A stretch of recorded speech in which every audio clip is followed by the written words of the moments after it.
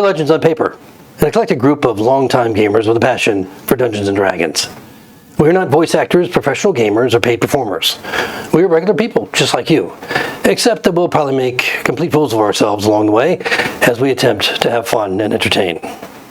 If you enjoyed tonight's production, please follow us on Twitter and subscribe to our channels on Twitch and YouTube. And most importantly, don't forget to tell all your friends. Thank you for joining us on this epic journey as Legends on Paper presents the greatest adventure.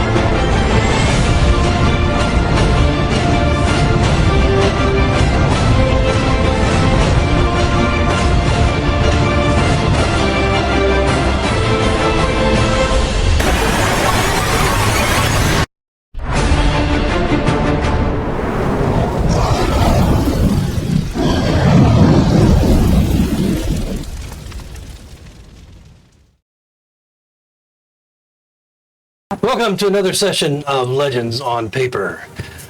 Last session, the party survived the assault by the legendary Ghostship, the Kadorari, defeating crawling claws and undead crew, shadow fiends of prior victims, and the nightmarish captain with the sorceress companion. Our heroes and the crew of the Queen of Tartessos did not go unscathed, as they were left with severe injuries and the loss of one of their own, Narky's little monkey, Taro. No! And while Howell was fortunate to escape the ghost ship, bearing a bit of scavenged loot from the hold, the only other item gained from the terrible battle was the crystal stone carved with runes that survived the combustion of the undead sorceress. Now, as the party and crew take a breath and recover from their wounds, a breeze fills the sails, pushing off the fog and propelling the Queen of Tartessos into the dark night. And that's what we pick up this evening. Now, you guys have injuries still? And if you want to, right now, it's as calm. Taro, or Narky, is a bit depressed as he comes to consciousness. Sputtering water and coughing up. Obviously, you can see his eyes are just dead with loss. So he's been affected by the loss of his little creature. That obviously, as Yusini would know, held for so long, as long as she knew him. Tara was there. Now he's gone, and as he sits, just holding the little thing, the body of it, just very intimately in his hands. He's talking about how he wants to send Taro off to the next world. So while that's going on, the crew is starting to, the crew, Giusini's crew is starting to get back into their routine over the next hour or so, getting the ship managed and underway. And unless Giusini would like them to do something else, other than get the hell out of Dodge. Nope, we're ready to go. You're still a day away from the Strait of Hate, which would put you, not a full day, but by the next afternoon it would be in sight. But that's still many hours away, as you're still in the dead of night. What do you guys want to do? Oh, dear. I need to speak to you privately in my quarters. I have quarters. Oh, Not really, it's a room. But I've been in your room before. I need to talk to you. Before you take that too far, where are the centaur? Because I know that they had come up after the battle So in this time period, what are we doing with them? Well, we can't keep them down below too long, so I suppose they can have some fresh air while the waters are quiet. I'm sort of make sure I'm keeping an eye on them, but I'm not. Okay, so they're out on deck. They're no longer down. I'll have the girls give them some little jobs to do to help out. Okay. All right, which they're eager to One of them do. was almost dead. Since they were They missed no the part of the battle battle. whatsoever, have lots and lots of energy, somewhat upset by the fact that they weren't allowed to participate. So they're eager to please. So, sorry. Your cabin is clear. Let's go. All right. And I'll follow her to the cabin. Kiva wolf whistles as you leave, but Camille can't wolf whistle because she can't whistle. So Oh, you wait your turn. Kiva, read the room. I need some kind of levity because everything is very depressing right now, and if I don't put some kind of joy here, everyone's just going to be sucked soulless and joyless. I'm pretty sure we have to have an Archangel suicide watch or something. Yes, Justini will go and tend to Narc, sit with him and talk to him about final preparations for Portiro. So when they get in the room, Hildy's going to hand Howl a pouch. Clinks heavily of coin. Just gonna reach down into her skirt, pull out a rolled up piece of skin, unroll it. It's got a picture of a ram's head. Says, this should make you strong. I think you probably have to cut out your skin and put it on. I don't know how that works. And here's it's a weird glowing gem. It kind of pulses. It's probably magic. I hope you don't die. Oh, All right, get out. Send Dakir in, please. Hildegard. No. I know you're very grateful and you want to do dirty things, but just send Dakir in. Howl pauses for a second. And leaves the room. Hildy's holding court. Okay. Dakir, Yeah. it's your turn. For what? Hey, Hildegard. What's going on? I have no idea. It's Kevin. Well, what's happening? Oh, Kevin, don't worry. I will catch you up, my friend, and I will crouch down and slam down pretty hard on it, like wood. Oh, All right. wow, you're strong. Well, keep me in mind, Howell. We have to discuss who's going to be my next master, and, you're definitely in the running. Oh, I cannot wait to discuss the terms of this agreement. Dakir, here we go. It's in your box. I'll go see what Hildegard wants. I'll go see Hildegard. Hildegard will hand him a big pouch full of coin. What's this for? Well, I know you promised to give Josini your cut of the loot. Well, she has it already. Well, yes and no. I have it, and I kind of gave her the demon's blood to stock up her ship with ore. So you can keep that. And also, here's this weird... It's kind of like a sapphire, but it pulses. I think it's probably magic, and I hope you don't die. And also... Excuse me one second. Oh, that's awkward. Here, this is the captain's sword from that pirate we killed. You can have that, and you should probably give Howl back one of his things. That will make him feel much better. Those were mine. They always have been. Well, now you have a sword, so you can give him one. Could you send in that lying bitch Kiva, please? What? Never mind. I'll send it. All right. Like, awkwardly, my hand's full coming out. Kiva! Oh, I was completely distracted by the box. What? Hildegard wants to see in that. All right. You need a bit of help with that first, because it looks like you need 4 hands and not 4 legs. So let me just Yeah, if you don't mind. I Thank pick you. up the sword Yeah. and I'm awkwardly. Okay. Yeah, thank you. all right, your sword back. Thank you. I pack it all in my bag. I'll take it. The box speaks. No, Hold it for you. all right. You probably eat it. Hildy will hand, when Kiva comes in, hand her a pouch full of coin.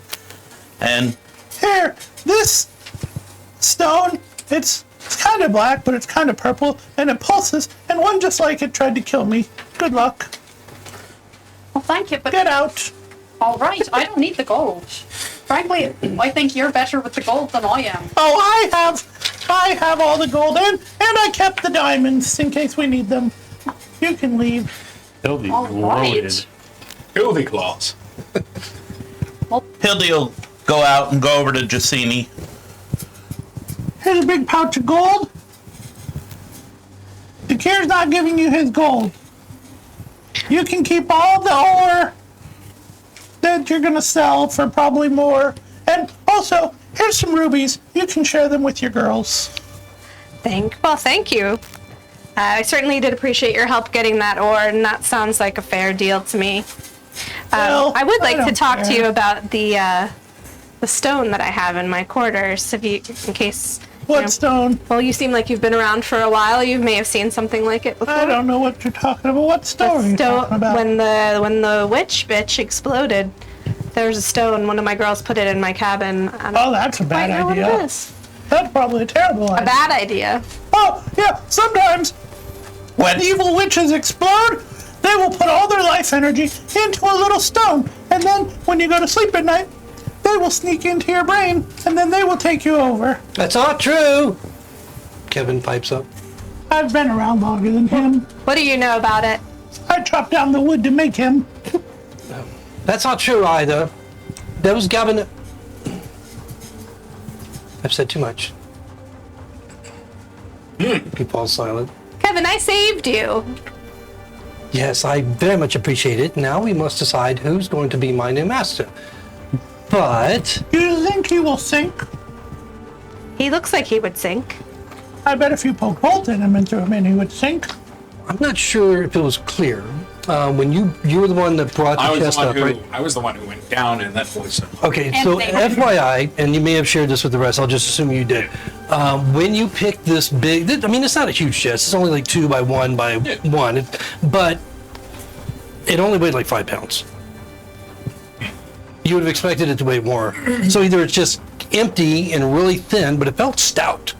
And it looks wooden, with this looks, it has this, the iron straps on it, extraordinarily well made.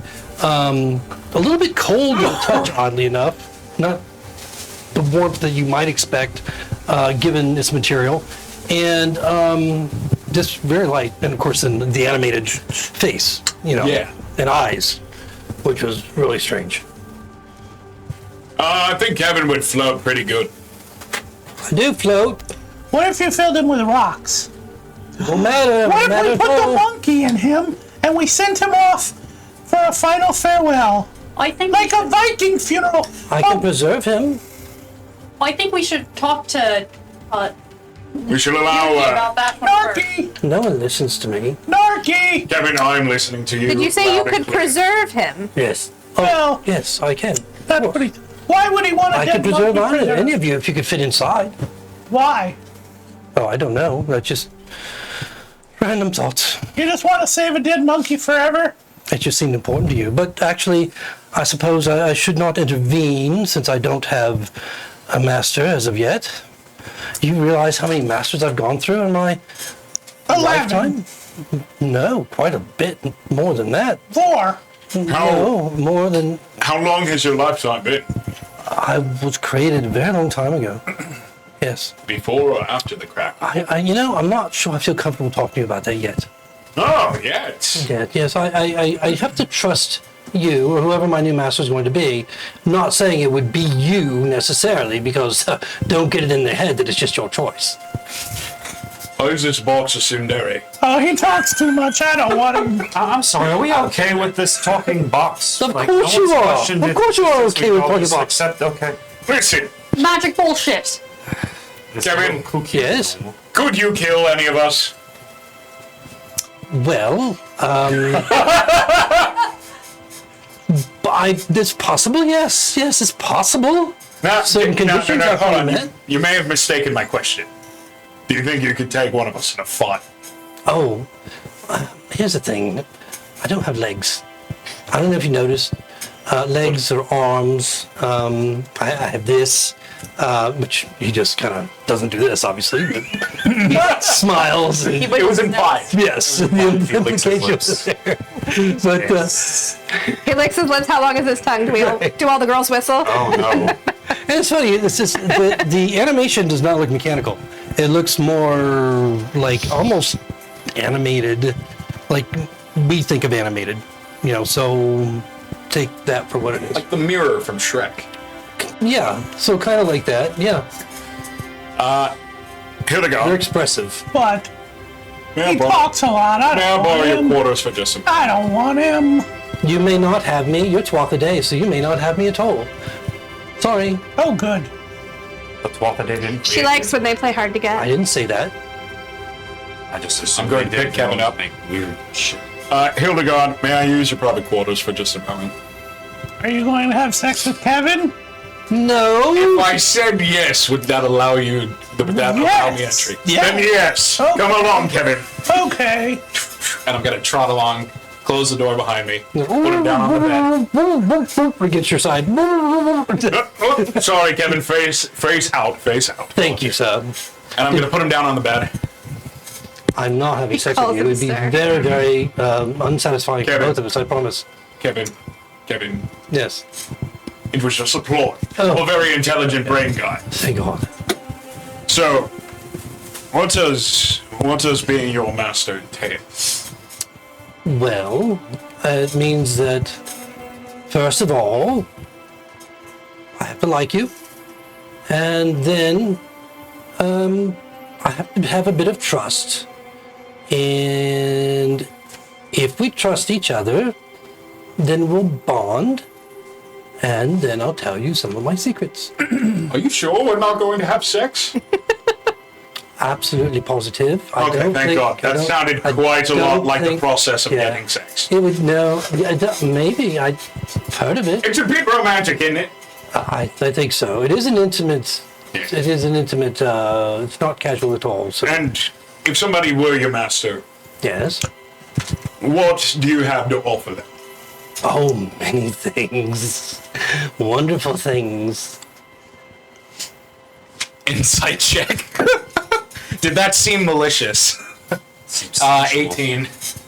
He seems very. I mean, the expressions on his face, his enthusiasm seems very sincere, as if he's got something to offer. How would you go about selecting your next master? I'd have to like you. I'd have to trust you. All right, and then if those things, those prerequisites are met, then I would bond with you in a very particular way. Basically, he's describing attunement, Right. and then I would tell you some of my secrets. But should be noted, in all fairness, that if at some later date I decided I did not like you for some reason, then I would just simply decide not to bond with you any longer, and too bad, so sad for you. Okay. I like that. Or Clear kill you. and I could stable possibly boundaries. kill you in the night. You know, it could happen. Oh! But you cannot wink. And a, Oh, an yeah. attunable sentient mimic. Yes. All right. Maybe. Kevin, I like the cut of your jib. Yeah. Maybe it's the name Kevin, or maybe the fact that you Can we look like a change chest. the name? That What might would you be- like to be That called? might be, you know, I don't understand Kevin. I'd like something a little bit more adventurous, legendary, memorable. Well, What the hell is Kevin? It's just a name I like. Okay. Might be a deal breaker, I'm just saying. Okay. Think about it. I what would if you keep add it the magnificent? too easy? Is Hildy in the room? No, this is Mike. okay. talking. This is Mike. That's Mike talking to Gus. Mike metagaming. So, Moves yours. meanwhile, Narky is holding his monkeys. He's talking about just very bleary-eyed and upset. Who was it that approached him? Me. Okay. Destiny. Yes, he's just quietly sitting on his own, not doing his normal job at all. That's Not at Hildy's his, not at steering. his post. Oh, great. Hildy's steering the boat. If Hildy's actually steering the boat, I would imagine that probably at least two of going the in a crew straight women line. are like next to her on each side, Oh, I'm making sure. sure it's straight, I'm sure. going where it's supposed to go. It's like when you hand the controller to your kid brother and it's not Exactly. actually controlling the game. or driver's ed school, you know. So, Oh, Narky, he was a good friend. Taro.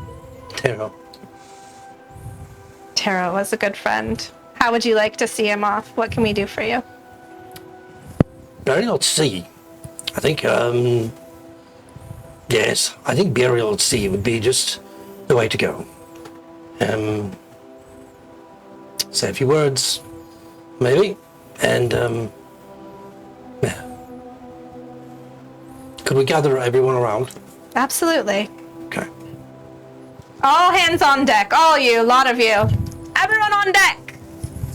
Or I go down to Hildy's quarters and I knock on the door. Hey, Al! We're having sex! Well, hurry it up! You're needed on deck. See, I have a sense of humor. Yeah, we'll be up there in a moment. Just having sex. So, I'm sure. we'll have to work on that if you'll be my master. We will work on it. Do you have a cow? Say again. Just curious, do you have a cow? Do I have a cow? A cow, yes. I do not have a cow. Oh, that's... I can get a cow. Doesn't even wear Can a you? shirt. I can. Okay. Well, so, perhaps. Back home, there are quite a bit of cows. Yes, well, Well, I'd say more like 2. I'm very high maintenance. I just want you to know that. So, you know, I think we're going to have a good At least he's friendship. honest. we could. Yeah. Bo. Yeah, we'll work on it. Oh, I'll come back to you. please take me upstairs. I'd like Absolutely. to be involved, but And I pick him up, come out to the deck. How about Kavin? Come in. The Covenant. so here I am. I would like to put my monkey's body to rest. And would anybody care to say a few words? Perhaps the druid? I Oh, I will. I liked your monkey, and sometimes at night we would pick fleas out of each other's hair, and he never pooped on me. Yay, Neef! He's holding the monkey over the side of over the rail of the ship right now, just holding him, just staring at him as you speak. I step forward after Hildy claps and says yay me for some reason. And I go up to him and say, I've not known your friend long, but he has proven himself a true companion and a loyal friend to not just you, but to everyone here. As you transition here, dear monkey, from a state of life to a state of death, I ask Luna to guide you from here to the underworld to find your rest, to find your peace, and to one day find your people again. Wow, so he's very touched by that. You see a little tear rolling down his face as he's holding Taro in his hands, and he bends down over the rail within the low part of the ship and just slowly allows him to slip into the water. And then he just stares longingly after his little friend as he passes under the waves. He doesn't move, he's staring. I just put a hand on his shoulder consolingly, unless he looks like he wants me to shove off. He's not reacting at all. He's just focused on Yeah. the departure of his little friend. Yeah, give But him, he's not rejecting you. yeah, give him a bit of consolement, and because I've done this at least a few times before, and then head off to leave him in peace. Hildy will come hug him on the back and say, Don't worry, I'll take care of the ship till you're done. His shoulders just kind of sag a little bit. go back to steering. What am I supposed to do? Well, you had a very intimate relationship with the monkey. Say something nice. Monkey shit off me. Say something nice about the monkey. Taro,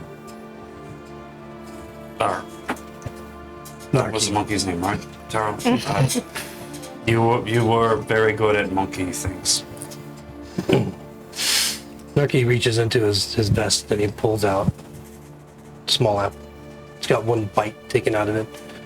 I think he would like you to have this. He hands you the apple. I take it. Right. Okay. Thank you. I'm going to trot off. Horses and their apples. As I get to the upper deck, I just kind of toss it. Disrespect. Monkey literally shit on me like 4 times. At my behest. I know. You're an asshole too. I would throw anything you left me after death off the side. Sakir, he was a brave soldier and devoted to his mission. He earned my respect. He should have earned yours. Sure. Meanwhile, all the little centaur, like in the, up on the out part of the ship, a little bit away from all this, but you can hear them as you trot off. Is it a monkey? Was that a monkey? Why are they making such a big deal of a monkey? They're just kind of whispering back and forth. And some of the crew women are like, shh, kind of getting a little bit angry, shh, to keep them quiet. And Josini and the girls are gonna come and didn't like that. huddle around Narky, and they'll have some kind of crew inside little chants or something that they'll do, and to try and comfort him and give him something to drink and It's a sea shanty. They're singing like some kind of little chant. Hey. Whatever Taro's favorite body tune was, they'll sing that in his honor. All right. Farewell and adieu to the fair Asian lady. That might have been it. That might have been it. After some short period of time, an hour or so, everybody, the rest of the crew just kind of moves on to their respective duties. And he finally stands up and seems to shake off the malaise a little bit and walks over to you and, I'm very sorry, Captain. I am, the feelings I had for my companion, and he is gone now, and although I think that it will be some time before I accept this loss, I am ready to continue with my duties as best I can. Because this old lady is going to drive me absolutely crazy. Yeah, I was gonna say, who's gonna tell her? Which one of you is going to tell her? Are we anchored? I will tell her myself. Nope. No steering. Like we're anchored and she's doing this. And Narky just kind of starts to ooze himself in between you and the wheel, pushing you off. I've got this, do not worry. Oh, thank you. Go rest yourself. All right. You look like you could use the I'm very tired. Do you want to have sex later? I do not think so. All right. There's the centaur over there that he might. I know how to have sex with only one hand now. That's very interesting. That's what the old man taught me. All right, Hildegard, I think it's about bedtime. If you do not be quiet. Captain, you wanted me to look at something for I you? do. Let's go to my quarters and check out this stone, please. All right. I will go up to Narky and just quietly give him 10 gold and then walk away. Pretty simply. Okay, he takes it and seems confused, but Yeah. shrugs and Just a little. puts it in his pouch. Yeah. He doesn't know the nuance of like the message behind it. It's like, hey, I'm sorry, grievance. Did someone give He just Paul like- 10 gold when his dog died? Yeah, one of you assholes.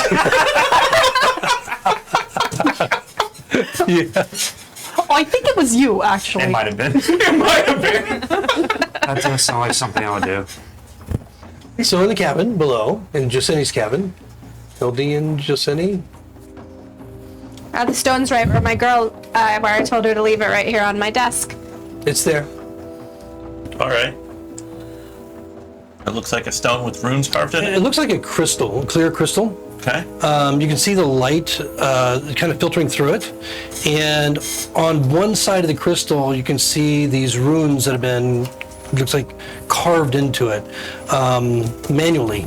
So, I mean, they're not perfect, but they're very well carved into the side of this crystal. It's only about this big, Okay. maybe 2 inches across, 3 inches long. Is it worth anything? Well, it's made of crystal. You could probably sell it to Hofflands. They'll buy anything. They're stupid.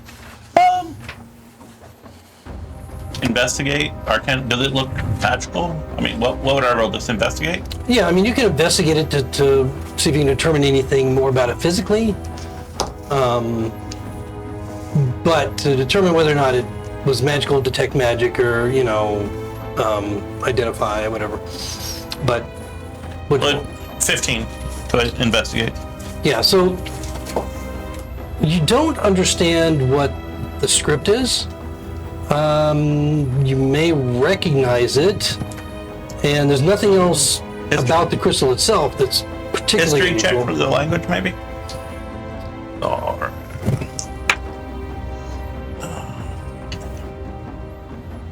24. Wow, good. You can't read it, but you do recognize the script as being that's commonly used by the Vikya. Oh, that's from the Vic, yeah. Don't give it to Kiba. Don't give it to Kiba. No, she'll smash it and throw it over, and then she'll probably steal from you while you're sleeping. She's kind of a whore. I've only had bad luck since I met her. I'll keep that in mind. Ever since she came into my life, people die. Holy crap. Zombies take over the world. Once, a giant thing. Well, it was made of poop, but I wasn't there. I didn't really see it. I told people I did, though. How did I even let you out on my ship? We promised you money. It's true. Well, so you've held your own so far. You've been helpful. Hopefully we'll make it where I need to go to sell this ore. Well, it might be magic. Or, and this would be the opposite, it's not. Should we get that box in here? Let's get that box in here. Oh, what if you put that stone in the box? Maybe they'll explode. Meanwhile, I'm over The here. box or the stone? Both. Either or. Well, Justinian is going to pick up the stone and take it up to Powell and Kevin. Okay, so Oh, just meanwhile. So, any idea why Hildy is in such short? Why she's being so short? She seems like she's in a bit of a bad mood. No, she called you a lying bitch earlier. Oh, I'm sorry. What? I was gonna ask you what that was about. The fuck? Why, I'll be real honest. I don't think I've ever actually lied to Hildy. Hildegard lies all the time, so there's the hypocrite. Hildy never lies. She says she doesn't lie. There you go. Hildy doesn't why would think you she lie about lies. Can you think of anything you could have done wrong? No, I honestly can't. Aside from that one time that I wasn't like, well, no, I can't think of anything. I'll do it. You have any idea? I have no. She has. Nope. All right. I can't think of anything. Let me know if you figure it out. I'll just ask it. All right. Let's see how that goes. Don't get mad. Check your temper. So what if we called you David? To Kevin. I don't see the difference quite. Oh, I have it. Oh, do you? Opulence. That look on your face is starting to concern me. Concern. Yes, I mean, you would expect lights to go on, but no. I'm just being a bit of a shit. I'm on a level with you. Yes. I don't have a very big vocabulary, and I found a big word I like. Opulence. Oh. Well, keep working on it. You know, there's a theory that people, particularly humans, have so many marbles in their head that they can think with. And some have more than others. Some, they're bigger than others. With you, I think I can hear them kind of rattling around a bit. Oh, so I got a lot of them. Not an insult, yes. Yeah. They're just not all connecting all the time. We can work on that. Okay. Maximilian. I was gonna say, for something that doesn't have hands, Kevin emotes a lot. His facial features really do emote a lot. So Oh, are you? Well, you see, I think it would be one of those things. the eyebrows up in there. He doesn't have a nose, he doesn't have ears, but he has these expressive eyes and eyebrows in face. his mouth. To the point where it looks like AI generation. Yeah, almost. Well, Howell, are you workshopping names? I'm working on names. How about the Maw? That's sexy. Oops. Just because you got a very large mouth, and you have a lot of that go get 'em like. Pandora's box. Would you like me to change the way I look? I don't Wait, you can do that? Of course I can. Is this your preferred form? It's what is the most non-threatening. Non-threatening. Yes. You have more threatening forms. I can look like a monster! And you see these claws come out, or fangs come out, and it gets a real evil look on his face. And then he goes back to a passive, relaxed. face that he had momentarily. Oh, Moments okay. ago. Do the centaur like it. see that? That would freak him out. But I don't. People don't react well to that. I don't think so. I think it's fucking awesome! It's fun. It's fun to get the reaction sometimes, especially when I'm hiding. Ooh, can you copy people's faces? I don't know. And you see the features kind of shift a little bit, and you start to get this vague idea that what he's reconstructing is almost like a meme of you. Okay, but everything all your any Forehead comes out. exactly. So everything like overly exaggerated. And it's got this like clueless look on his face, and then it just kind of reverts back to his normal passive face. Oh, I probably that need was to the work- key, right? I need to yes, I need to work on that. No, I'm sorry, I don't mean to offend. It's just I haven't had a good conversation in a very long time. That last captain that owned me, terrible. I wouldn't allow him to be my master, and he beat me, he tried to get me open, hit me with sledgehammers. It was terrible. I was very much abused. But I spoke to him in his sleep, and he, well, let's just say he wasn't quite in his right mind after a while. But the beating stopped. Oh. Well, I mean, it sounds like it came to an equitable solution. Well, me in a rowboat, and his ship, and all the lives of that crew, killed and their souls devoured by the crew of the Kadorari. Yeah, I'd say so. Wait, are you implying that you led them to the Kadorari? Oh, no. It was circumstance that worked out for me. I could have been floating in the ocean right now, and fortunately, I was put in a rowboat, Sounds like a piece of shit, so it sounds equitable to Well, me he still. came with me. He thought he would escape. Oh! Leave his crew, but yeah. Oh, real piece of shit. Real piece That of shit. captain was having the mean one, the ghosty one. He was having nothing of it. He snapped him right up. You know what they say about the mean ones? Insecure. Yeah, You know why they're I tried to insecure? talk to him, but he was terrifying. Eh. But he's dead now. I suppose.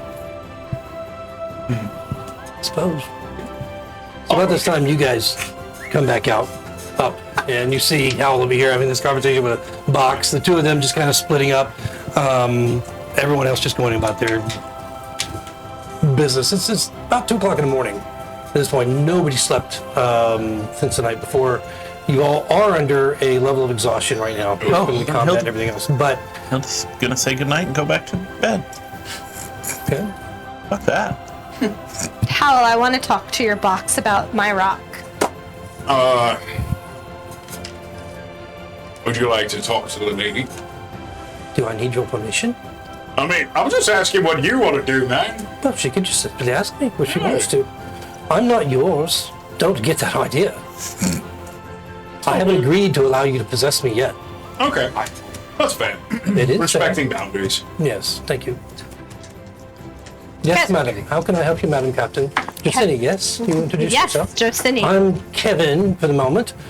I offered opulence, but you said no to that. I feel like I'd have to have, well, I won't. To change a lot about my mannerisms, I suppose.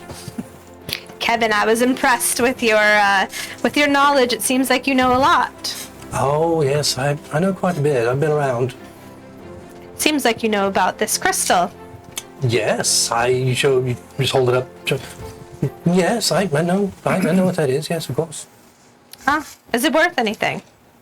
Certainly is to somebody that knows how to use it, for sure. To anyone else, I don't really know the value. What kind of person or thing would know how to use this, Kevin? No, I wouldn't know precisely how to use it myself, but I do know that there are those, particularly, well, here's the thing. Greatest non-answer ever. Here's the thing. You're not my master, and we don't have a bond, and so I feel a little bit reluctant to share specific information with you. If you'd like to discuss possibility of being my new master, I'd be happy to talk to you about that. I've been speaking with Howell about it, and he certainly has potential. You see his eyebrows raise in quotes. But perhaps there might be others who might be, more compatible. What are you looking for in a partner, Kevin? So, I have to like you. Okay? And we have to have trust. And then I would consider bonding with you. You know, my friend Narky just lost his best friend. Narky might have an interest in your stone. But sadly, I don't think a man who, he lowers his voice, no offense, but I don't think that a man who values a monkey so dearly is quite exactly going to be my first choice. So I'm sure he's a fine man and a great sailor. Navigator, so I hear. But not for me. You know, Kevin, I might someday be the Queen of Tartessos. Oh, you just might. Yes, I could imagine that could happen. She also kind of shifts his eyes over to one of the other women. I imagine they could be, any one of them could be the Queen of Tartessos one day too, yes? I'm just guessing. I don't know anything about Queen of Tartessos. Kevin, I think you should stick with Howell. Perhaps. Kevin's trying to get like a reality show dating thing going on. He wants to be wooed and no one's going for it. Shot through the heart. Justinia's gonna take her, say goodnight, make sure all the crew has their marching orders, and she's gonna go back to her cabin with the crystal and have a rest. Okay. Anybody else doing anything this evening?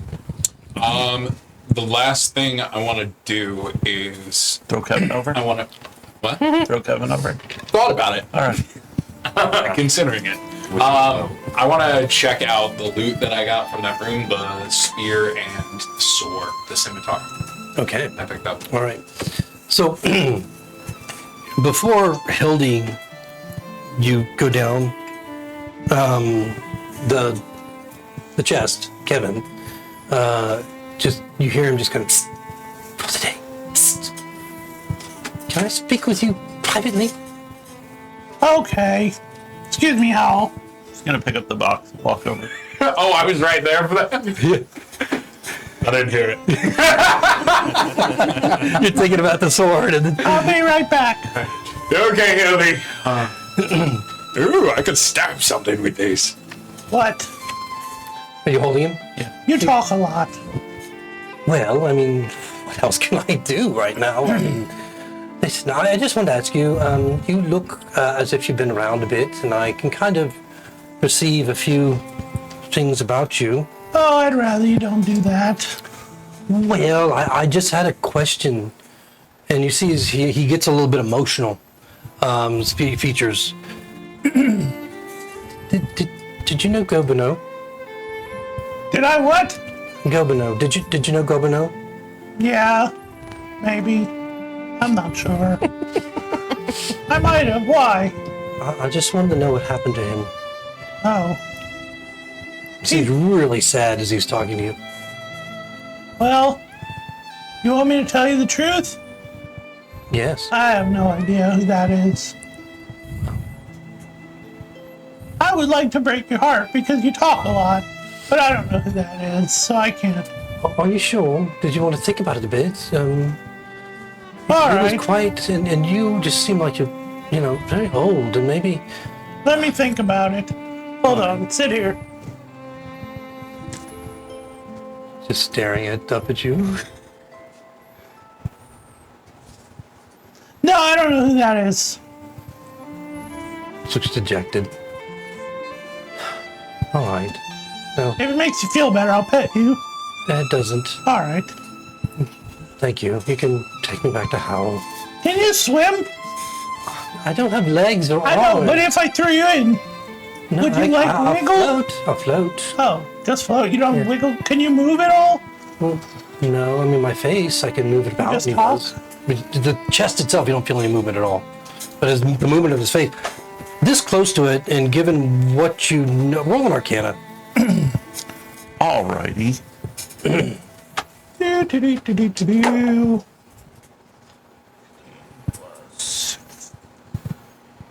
22. Wow, great.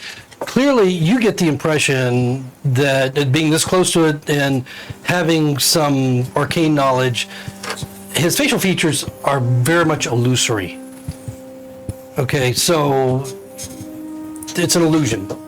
You don't understand the source of it, of course, but you do realize that it's an illusion. Well, you're magical, so. Oh, yes, of course. So I think that means you're probably going to kill us all in our sleep. No. I want to be a friend. I want to be treated well, and I want somebody that I can bond with and share experiences and some of the fabulous things that I have to say. And I think, hold on, I have some interesting things inside me as well that some might want to trade, but I'm hungry. So if you have any extra coin, I'd like to take it. Well, you should probably talk to Dakir. Oh, the centaur.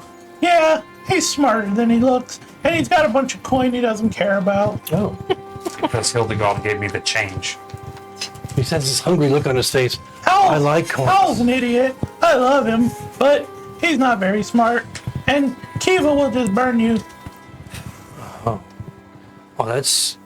I don't really burn very well. Oh, she'll find a way. She's magical. Oh. She'll turn into a bear and eat you. Oh no, that's not good at all. No, she's not very good. But you should be friends with Dakir. He would probably be good for you. And he can tie you on his back. And you can ride everywhere across the countryside. I know. I've actually had a... Here, I'm just gonna bring you to him, so I'll stop talking to you. I don't like you. He's Irish goodbye, Kevin. I was just This is getting... what happens when he steals from the party. And all of a sudden, He'll just bring like... the chest over to Dakir. straight off. He knows secrets, and you don't like your gold, and he wants it. So Actually, speaking of that, he needs a Hildegard, friend. I appreciate you giving me a share, but next time could you separate the copper silver? I did. Why It's was it all in the bag. It was all mashed together in the bag. Well, yeah.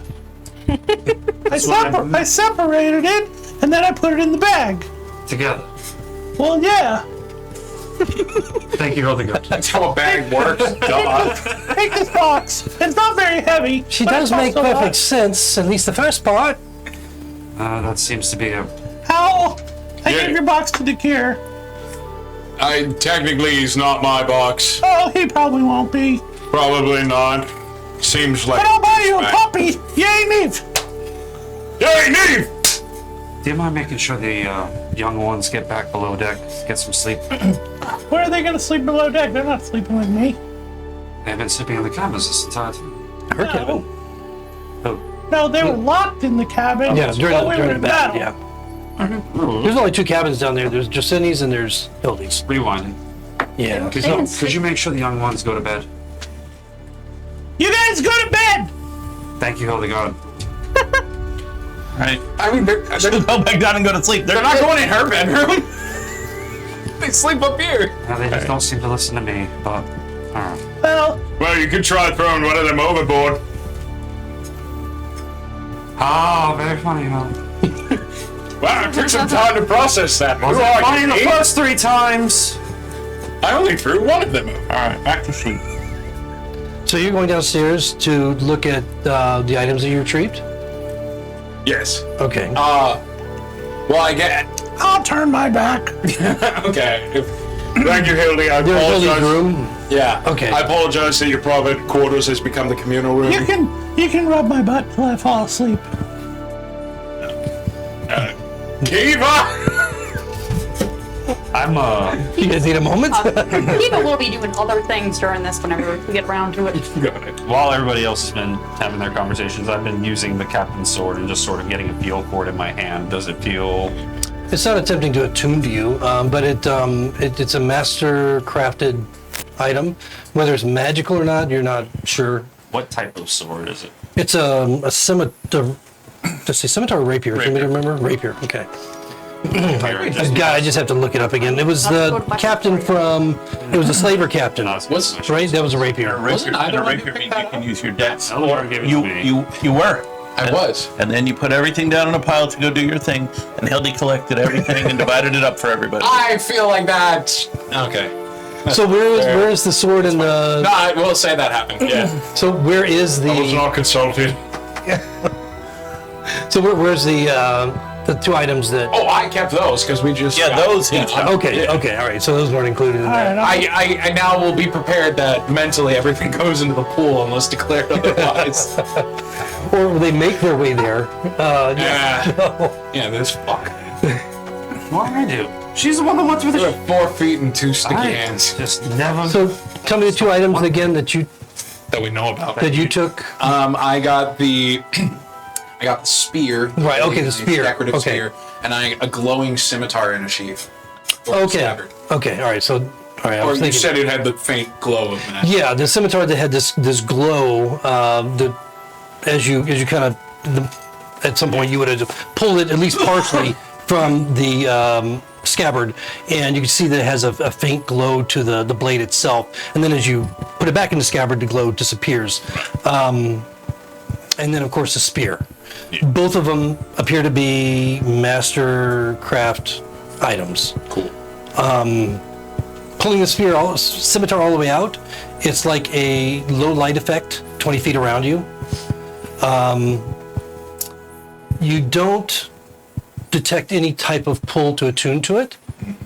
Spear, however, you get a very strong pull as you kind of hold it in your hand and focus on it the moment. You feel a strong pull of attunement if you choose to. I will. Is scimitar a light weapon or? Yes. Yes. Okay. That's gonna just go in my pack for now, but I'm going to attempt to attune to the spear Okay, so you'll do that. before going to bed. Right. Okay, so you do that on deck before you go to sleep, or? Yeah, I'll give Hildegard a little butt rub. Okay. Going up the stairs. Very bashfully. Okay. Okay. Thank you for letting me use the room. And when we do get to that point, do you want to know privately what it is, or? Privately. Okay. All right. Hildy got her butt rub. Listen, you just Sweet let us in your dreams. private quarters that she made a point of saying, I paid for that room! So, Kevin, Hildegard says you know secrets? Yes, I do know quite a number of secrets. Do you know secrets? No enough? Are you going to divulge any of your secrets? If I find the right master, I will, yes. How is that search going? So far, very interesting. I don't know how to describe it exactly, which is strange because I have a huge vocabulary. Like juggling bananas. You seem very dull. Why are you looking around? He's talking to you. Okay. I was following his eyes. Rude, but not inaccurate. I just ignore that. You're downstairs. I'm still playing with the rapier a little bit, like doing thrusts, and I'm doing it inches away from his face. Not like I'm doing it You intentionally. can't but hurt me just- with that. I mean, come on, what are you doing? Oh, Is this some trying manly to- centaur thing? I don't Yeah, know. weapon. I do know centaur. I had a centaur master one. He actually earned my devotion. He was a very good That's master. nice. Perhaps it would behoove you to. Completely different than you. Who? You did it! Stop it. This breaks out. Oh, I bet you get that all the time. That's just so frustrating. I wish I could high five you. Perhaps if you prove your worth, your search might go a bit better. Oh, I know my worth. I don't have to prove anything to anyone. Well, it seems like you're I will having a eventually tough time find a finding anyone that's interested in. Oh no, Howell's very interested in me. You should too. Why don't you just tell me what you know so we can deduce what good you are to us? What, So you want... You want persuasion check, intimidation? You can use persuasion, yeah. That's okay. Okay. Wow. Nice. Wow. Well, you seem like the best For a choice. total of 19. He's so I'll bad. give you. It's a, you rolled a nat 20 though, so that He undid the counts. crit. All right. So a little about myself. He gives you his dimensions. I'm Like long 2 feet walks on wide, 1 foot in depth, foot high. I have eyes. I weigh about 5 pounds all the time. I would allow you to put certain things inside me, and there are things inside me now that I might offer to you if I thought Like you were what? worthy. I have to like you. We have to trust each other, and if we bond, I would constantly demand. I'm hungry all the time, and so you see, I like to eat coins. No, they don't actually get digested or anything like your anatomy, which is very interesting. I like to feel them inside me, and He says inside me. they just feel good in me. And so I think just the hardness of the coins. It just I get it. I get okay. it. All right. So I have some copper. What do you have in return? are you offering me copper? Really? Is that the kind of centaur you are? You offering me? Really? Please come get your box. That is disgusting. I'll just say that about you. It's just disgusting. If I'm You will standing up not here and you're put your down here- copper inside me. Heads up. No. Tossing it down. No. Too soft and pliable. I'm just tossing him down the pile. I believe copper's harder than gold. Howl walks up just in time to be smacked in the back of the head. He by goes, Kevin. tum, tum, tum, tum. Take the fucking box. What the? You fucking what, mate? He doesn't like me very much. He tried to feed me copper. What a disrespectful fucking horsey fuck! Fuck you! You wish you could! All right. I didn't mean to start the. But just please don't hand me to that vile creature again. Don't worry, you didn't start anything. They've been going at it ever since we got on the boat. Kelly doesn't like you. She says that I shouldn't talk to you at all. Yeah, I don't know why she suddenly doesn't like me. I'll talk to her in the morning. Not a good idea. Well, either I talk to her or she keeps stewing, and I don't know what kind of witch's brew that'll bring up, so, I'm gonna end up in a fucking rowboat again. I know it. I think it's a great idea. It's about time we start communicating. I'm trying to communicate, but you just obfuscate! When? Right? Is that the word? I think Keep it down up there.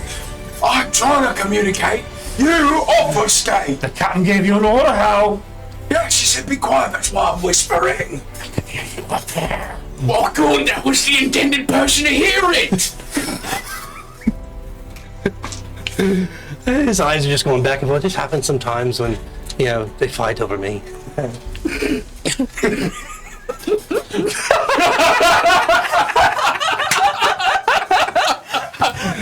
Why did I have to introduce a fucking sentient chest? I have X's like this chest, man. you didn't say Kevin was funny. It's pretty funny. So, God. Access. Leave me alone, I have my fucking spear over here. Come on, I don't Kevin. want a bed. Chest. so you all make your way to various parts of the ship. Oh, didn't you have some? Goldie and Josini down below. Oh, yes. I just wanted to do two things. Okay. One of them was if Dakir is distracted by this bullshittery, while he's distracted by all this going on, I'm going up to talk to the centaurs. Okay. All right, Sebule and the rest of them. That's never a good idea. Make some friends, Kiva. You need them. I don't think you've actually had much interaction with any Well, I of them, haven't, have you? no. So, Sebule being the, kind of the face of the group,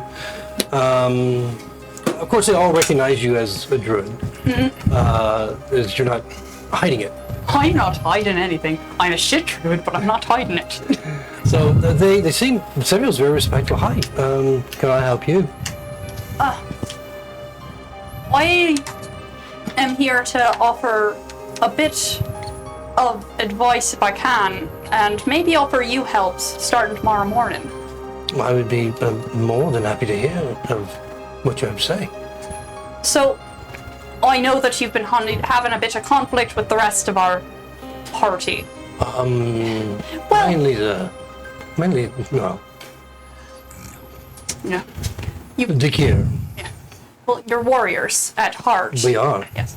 We're warriors in body as well. Of course. You're young, but you're still fierce. Dakir, he's one who's, from my understanding, has been through much, and he values your safety more than he values the honor you gain from battle. He wants to see you grow to be full grown, as opposed to dying in glory. I know that might not be your perspective, but that's where he's coming from.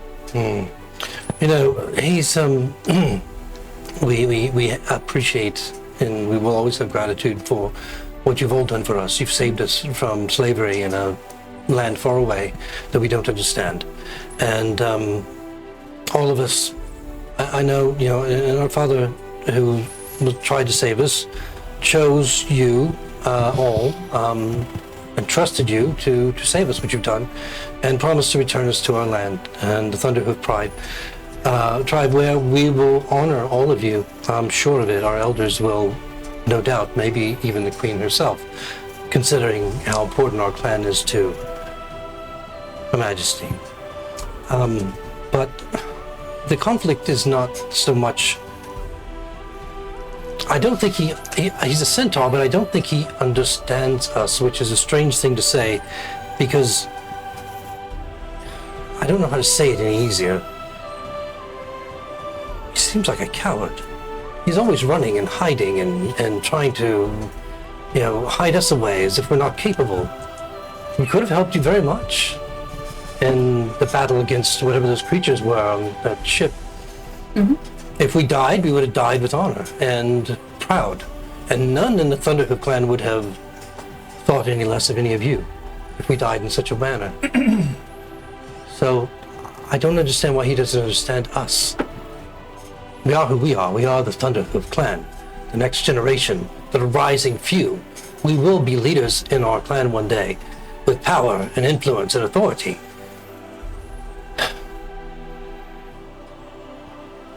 What say you, Judas? He's not a coward the way you think. I have my gripes with Dakir. He's a fast-talking, running away kind of guy who likes to say a lot of big words and talk a lot of big game and then not be there to feel the fallout. But he's, like, he does have his courage. He's, like, he strikes from a distance. He does the damage so that way we aren't fighting for all fuck day. Like, he makes up the difference. He is a valuable member of the team, even if I sometimes, as I start talking, you do hear the shouting in the background of these fuckers. Okay. What are you gonna do, hide again? Like your dog's dead. Fuck you, asshole! One moment. Okay, that's uncalled for! Thank you, Kiva! You're welcome! Turn back around. Solidarity. He's a warrior from the back, still valuable, not the same kind of fighter that you guys are. You're just different. And the value I'm sorry. I understand. The value just comes from understanding that you're different. He can't instruct you any more than you can instruct him. If you say so. Yeah. You know, I hate to disagree with a druid. Someone as learned as you and with wise counsel, I think it's best that we just get home as soon as possible and not tarry upon it too much and or make too big a deal. I'm not sure. I think maybe the value of what you've done for us will be diminished if we go back in this way and with introductions. He seems a little conflicted. I understand. I'm just offering perspective. I'm not asking you to change. I'm not asking you to do anything different. I'm just asking you to consider it for the future, yeah? Because you will encounter others who fight like Dakir. Others who work from a distance, from a range, who will still be valuable even if they're not warriors. Which is where the second thing I had to say comes in. You are warriors at heart and warriors in body. And I would like to impart some of... I may be a druid, but I am not the kind of druid who sits in a grove and meditates on nature and asks for the spirits for guidance. I am a druid of action, and I am a warrior in my own right. Clearly so.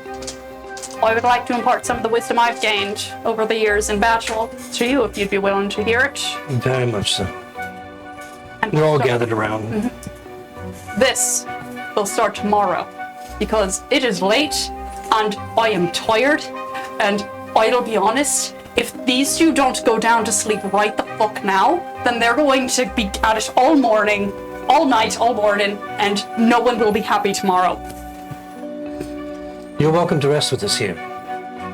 They kind of keep, they're kind of in that aft portion of the, behind the wheel, in that area off to the back of the ship, and they kind of have made almost like bedding, that they kind of move and make an area for you if you want to join them. And they're offering. This is innocent and Oh, I know, hospitality. right. I thank you, and I appreciate it. But tonight, I have devotions to my goddess that I have been neglecting a little bit, and she is one who is, let's say, not to be neglected. Or she makes herself known. We're worshippers of Neve, primarily, but we do respect Suna and Luna, and Iru, of course. The sisters, we respect them all. And so if you wouldn't mind a blessing or a prayer for us, our safe return, speedy safe return. And pray also for Dakir, that he might also open his mind and understand who we are, somehow connect with that centaur side of him that he's so much lacking. And it seems like maybe as a result of centaur did not grow up in a clan such as ours, or even maybe we need to understand more about what his life has been about.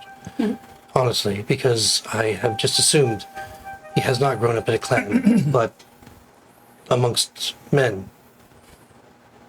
Well, I wouldn't know much. All I know is that the only family I've ever heard him have is that has passed long enough for bones to bleach white. So We've all had passings. that's all I know of him. None of them are a monkey, however. I will say that. This has been quite the unusual experience. We're trying to be respectful, but quite honestly, madam, it's humorous. I can't understand. I understand.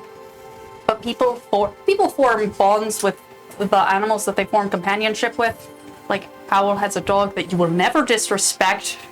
We have not seen this dog. Yes, that's because he passed long ago. Another dead one. Oh, I see. Not very good with your animals. Yeah, we're not. Sometimes we are, but sometimes it doesn't go well. No. I didn't hear that. I'm keeping my voice down. I assume you two are still shouting. No, I'm done. Oh, you're done? You're I tired? just stopped answering him after a while, and I assume he burns himself out. You provoked me! You threw I returned your chest. You threw a man at me. A man who's a box. 1 by 2 feet. Thank you, Madam Judas, and we look forward to imparting your wisdom tomorrow. And I look forward to the warriors you'll grow into be. We are indeed. Very confident fellow. Anything else for the evening? I cast detect magic to know whatever the fuck gem I got, just to get a feel of what flavor of magic school it is. Okay, which one did he give The you? pulsating blackish purple gem. Oh, okay. Most dangerous looking one. Well, the one that tried to kill her. So I don't recognize that, so that's because it was down her throat. Okay. Not that one. Okay, so you ritual cast or? oh, ritual cast, yeah. Okay, other than that, is there anything else that you have that you want to detect magic on? Well, it's a 30 foot like area. Like, I'm looking at the stone to get an idea, but I figure I just glance at Kevin just to get an idea of what the fuck kind of sentient chest this is. I assume he's gonna like light up in my vision when I look at him. Because he seems magic as fuck. He's not where you are on deck. Kevin just was just thrown to him into the cabin area. So I assume you were coming out. I was coming out of the cabin. I got hit in the head with Kevin. Right. So you're coming out on deck, and if you want to be within range, you can be. You know, you can be wandering around on deck if you like. At this point, though, like at the bow, like doing whatever with the spear. Okay. Yeah. Shouting match is over. I figure I get to look at the spear just because I'm curious about Howl's new pointy thing. But I'm mostly interested in the gem. I picture Howl doing the Daffy Duck Robin Hood. Trust, carry. Basically. So as far as this spear is concerned, what you can detect from, in terms of auras and that sort of thing, it is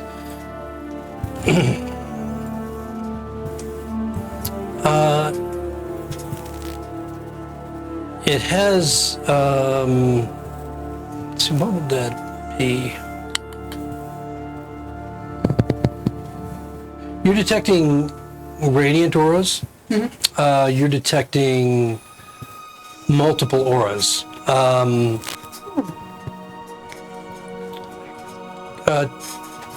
Transmog, or transmog, Transmutation. transmutation. Thank you. Can only be used by lawful Modification. Those are the two auras that you're really seeing there. And noticing that neither of them are like lifesteal or like necromancy or any kind of real fucked No, up shit. there's one other aura, but I just want to make sure what it is before I tell you what it is. But it's not one of those. It's another. I'll get back to you on that in just a second. And it's up to you whether or not you share any of that information with him as he's starting to attune to it. He looks like he's got it under control. Okay, and then as far as the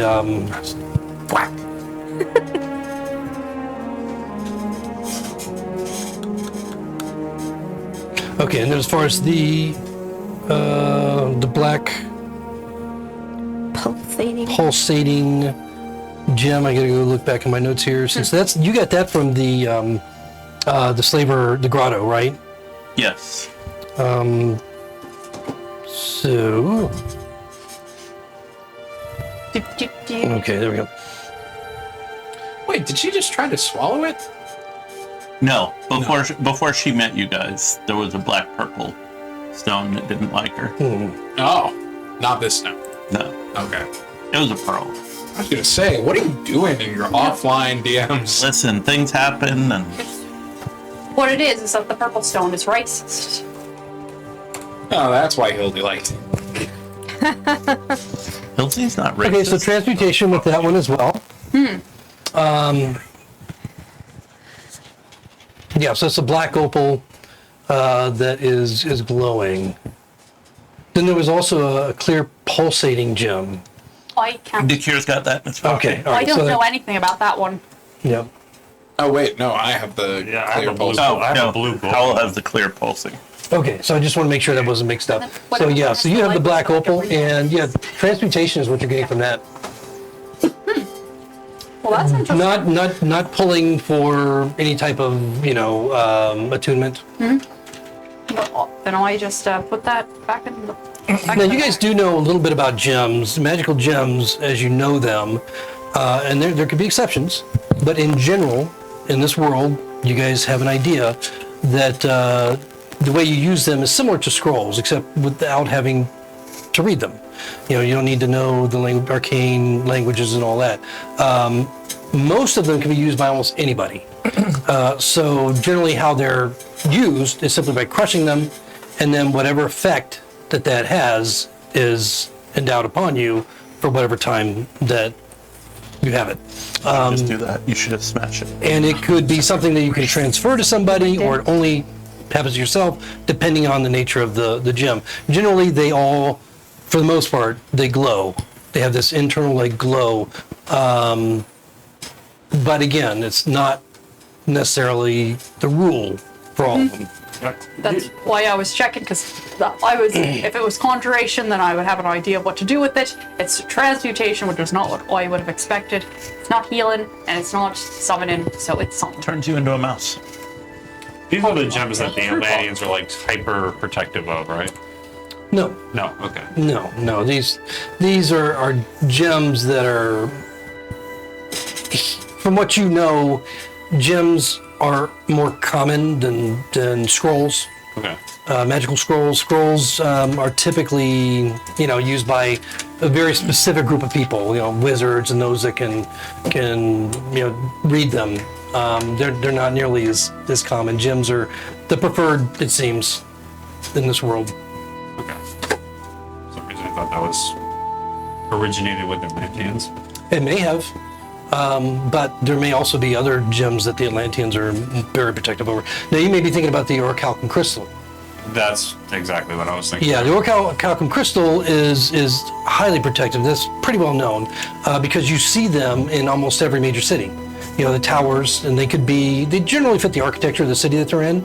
And you note the crystal by the red glow at night that just kind of, spreads over the sky. What the purpose of that is, who knows? But Held you onto 11 of those. Tell too many people about that. okay. So anything else then for this evening? No. No. All right. So the rest of the evening passes uneventfully. The weather's still pretty decent by the time morning comes, a few hours away. We'll say you get in your 8 hours, and so that would put you probably about 10 o'clock in the morning by the time you complete your rest. Whether or not you're sleeping or just relaxing, it doesn't matter. You're level 6 at this point. If you feel Congrats, the guys. wisdom and the knowledge and the strength that you gain from all the things that you've had to deal with. Abjuration was the last one. That last aura that you saw on the spear. So, Nice. Hal, you are attuned to this, and I will give you the information on it during the break that we're going to take here in just a minute, separately, and you can decide whether or not you want to share any of that. He ain't gonna share nothing. Drop out Discord. Howell's very talkative. He is. He keeps very few secrets. Like And the ones he do Like Kevin. deep down in his chest. He could use Kevin. Could be deep down in Kevin. You, Kevin, yawn. Finally, you're awake. You seem to sleep a lot. I wasn't going to wake you, though. I thought maybe just a bit of quiet, to enjoy He in was the whispering morning. to you in your sleep. Very crazy. It was quite nice. You talk in your sleep. Oh, really? What did I It's quite say? interesting. I'm not sure. I don't speak that gobbledygook that you talk. I don't understand it yet, but maybe, a few nights and a little bit of practice, I might understand it better. But, you think things in your... And you screamed once. It was kind of high-pitched. I thought it was a woman, but it was... Oh, that's pretty normal. Yeah. So it was odd, but a little endearing, I thought. It was like a personal moment we had together that, I noticed of you. So I just wanted you to know that, anyway, have you thought more about the name? You haven't. You didn't dream about it or nothing, did you? No, I wasn't even in your thoughts last night. You were. The problem is, like I've said, I've got many images in my head that you evoke, and I don't have all of the words to put them. Are you looking for a proper noun? A verb? Do you see Adverb? flashes behind your eyes when the marbles strike? I'm just curious. Oh yeah. Sometimes they like float in front of your eyes if you What name he unfocus. wants? Oh, I did ask him what name he wants, and he was obfuscating. That's a large word for you. Yeah, I know. I spent all night thinking about One him. of the three he knows. I was gonna call him oh, I can't say it again. Wait, do they all start with O? Shut up. You can find an O dictionary? No, the first name was one Kevin. page. The second name was Opulence. Opulence and obfuscating. I'm talking about the big words you know. Obfuscating. Obfuscating. yeah, the clay tablet. Obstinate. Maybe we'll just stick with We call you Kevin. the tabernacle. I think The for inner our sanctum. purposes, no. Let's just stick with Kevin for Kevin. now. It's just- Okay. You seem most comfortable with that, and I don't want to take that away from you. I'm starting to like you a little bit, Yeah. which is disturbing, because I think I could do so much better. But not on this boat. But you know what? You're On this boat, I'm You- one of the winner. Yes, I'm the you- lot. just elevations above that centaur, I've got to say. You know the monkey that died yesterday? Yeah. He used to shit on him. Oh, I see that. Yeah. I It's say, pretty what? funny. Maybe someday if I can do that, that'd be really great. Oh my god, this is Yeah. going to be the best. You just like friendship point me in ever. his direction, I can shit copper. Oh, that. Copper Exactly. coins. Oh. You would only feed me gold, yes? Yeah, of course. Okay, I I've no don't mind use a for bit of worldly silver. possessions. Silver's all right. I wouldn't necessarily, I wouldn't give it back. You could have some of it back, but not, Not all of it. No, I like the feeling of it inside. Ah, nice and hard, rattling around like Right. the marbles in my head. Exactly. You're making the connections, Hal. I am. Tough decisions. Waited how to go with you. I don't know what to do. With that, we're going to take our break. Kevin! Who will Kevin give his Kevin! final rose to? Ever gonna be an NPC that likes me?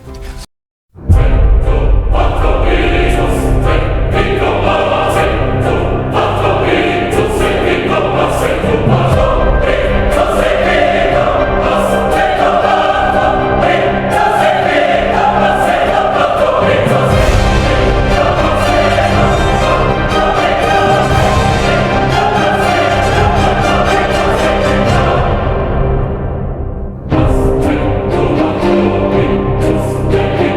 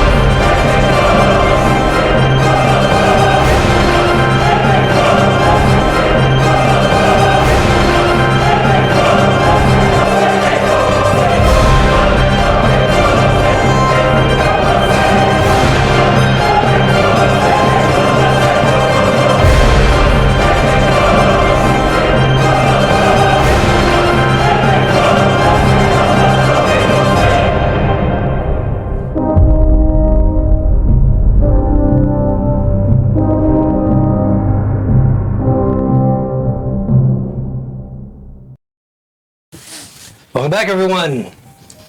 On the Queen of Tartessos with the crew, the party, and one annoying chest with an attitude named Kevin, apparently. So we'll see where we end up with this gallant group as they head closer and closer to the Strait of Hate. So the morning, mid-morning perhaps, by the time you finally get fully rested up, you're level 6. Feeling that new energy about you. What would you like to do? You expect to reach the Strait of Hate by the end of the day. Depending on the weather, it could be earlier or a bit later. Josini's just going to go around waking up the ship, doing, giving orders, checking on Narky, see how giving him a break. He probably needs a break. Okay. If he was on the night shift, then he's probably tired, and but seems to be just not too willing to.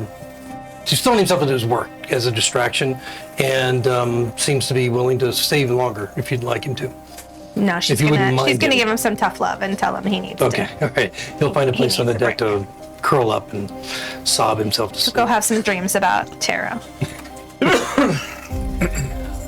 Side, do you have another driver? Ooh, I'll handle the wheel for a while. Jesus, take the wheel. Anybody else doing anything first thing this morning as you come awake and see the new day? Slow to rise today, so I'll be taking my time. Okay.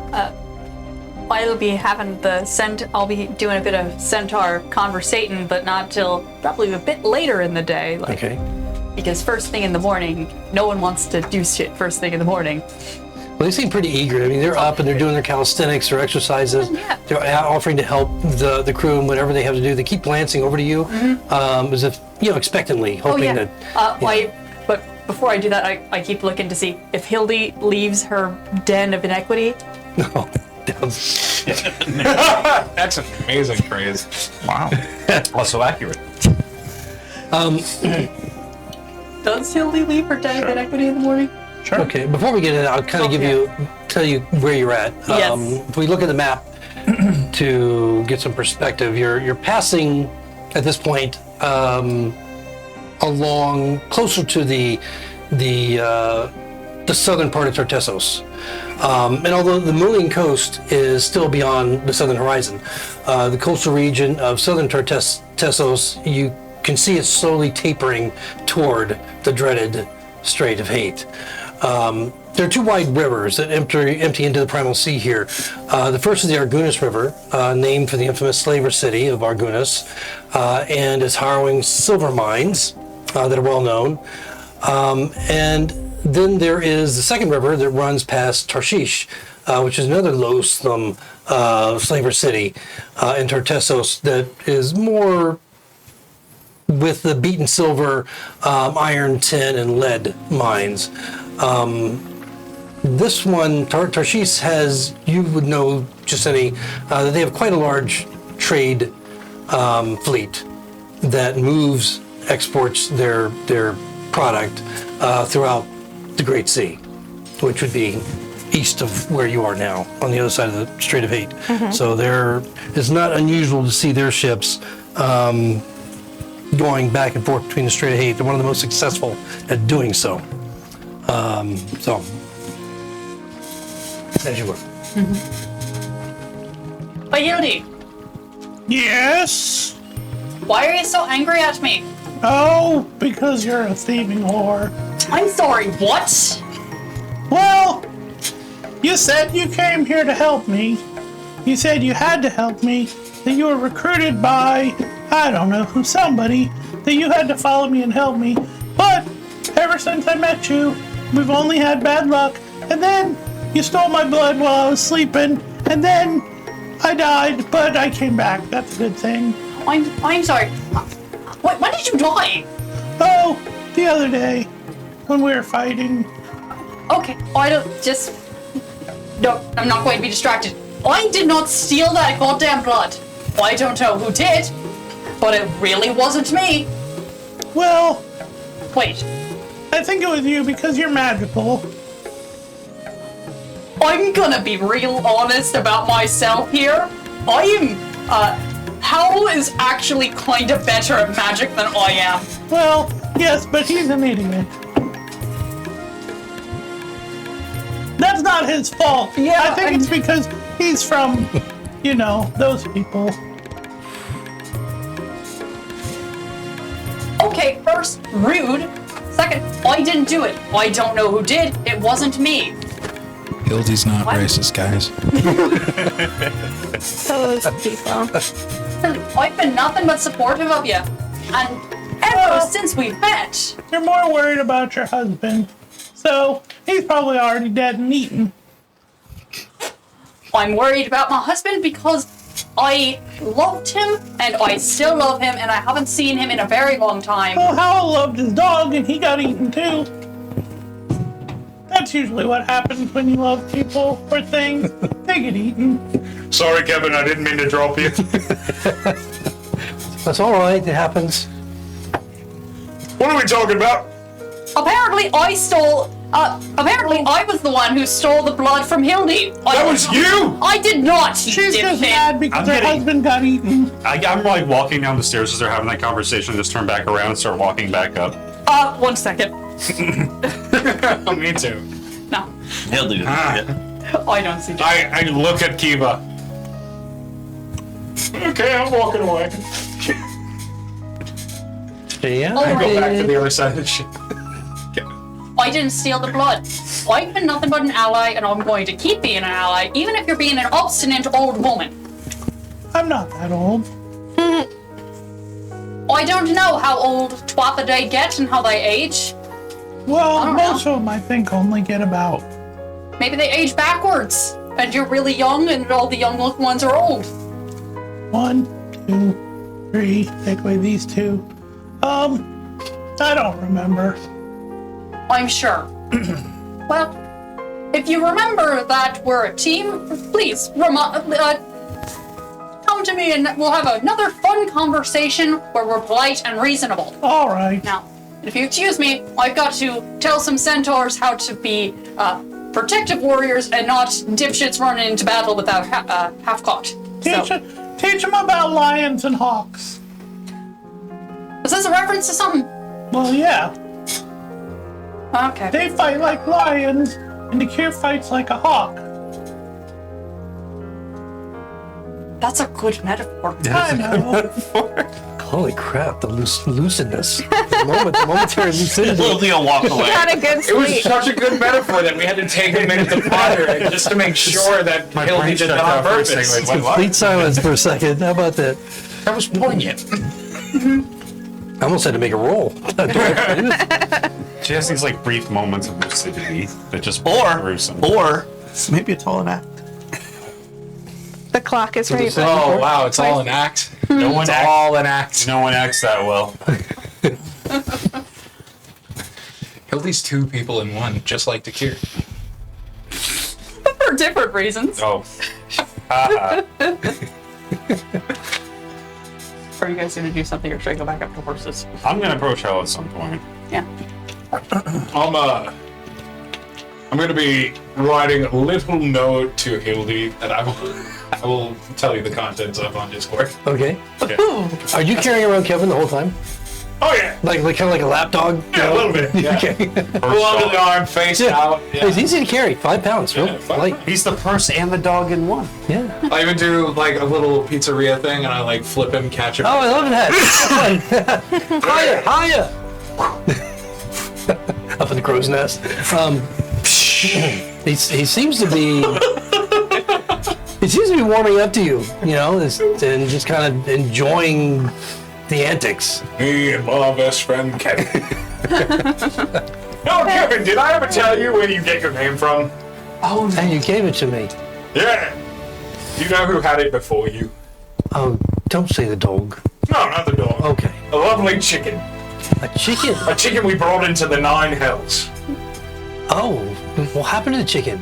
It went into the 9 hells. You can probably infer from that. I've never been to the 9 Hells. Have you been there? Let me say fried chicken. Wow. Yeah. Did it taste good? It was okay, a little sulfury. I'd love to be able to taste fried chicken. But you know what I'd like more than anything? Poker. I can't tell you yet. We have to be friends. I pull out a gold coin. Oh, sweetheart. You're going to be much more than that.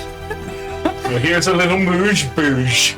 You notice that, as you kind of extend it toward what you see as his mouth, you hear this, and the top of the chest opens. And it's just like, almost like his forehead in a way. Just opens up a little bit. You just pop it in there. Closes right away. And you can see a little bit of light shines from within, and then closes real quick. Here's an exercise of trust.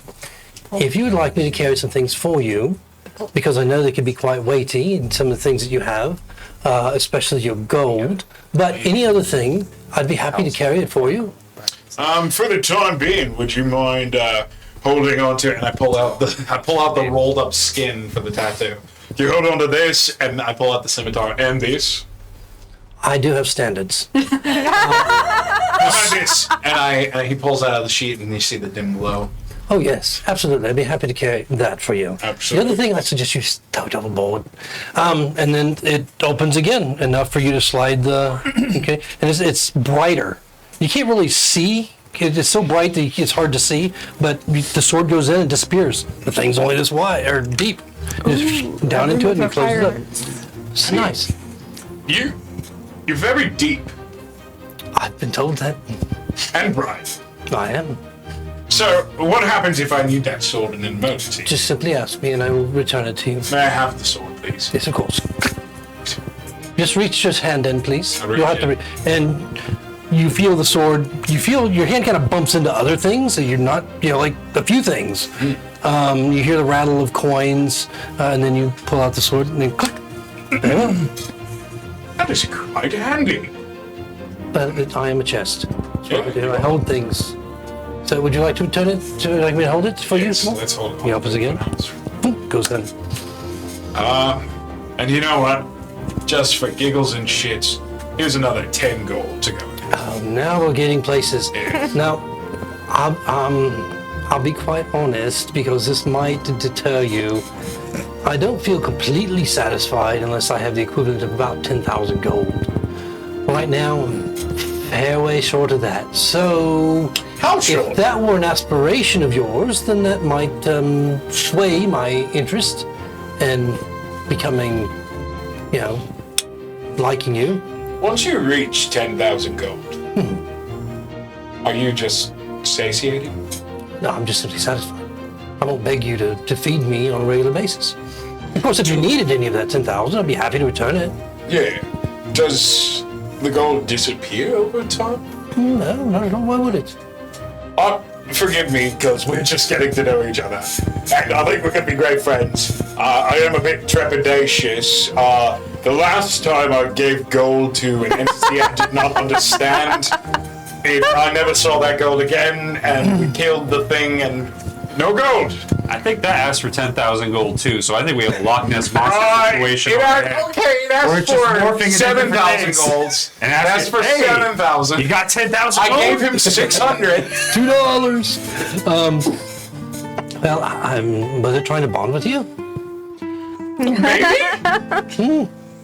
I don't know. I can only tell you what I like, and I think I've said too much. So, let's just leave it at that. Okay. If you were of the mind to feed me more from time to time, that would certainly encourage me to want to bond with you at some point. How much gold do you have in you currently? I have at least 11 pieces of gold.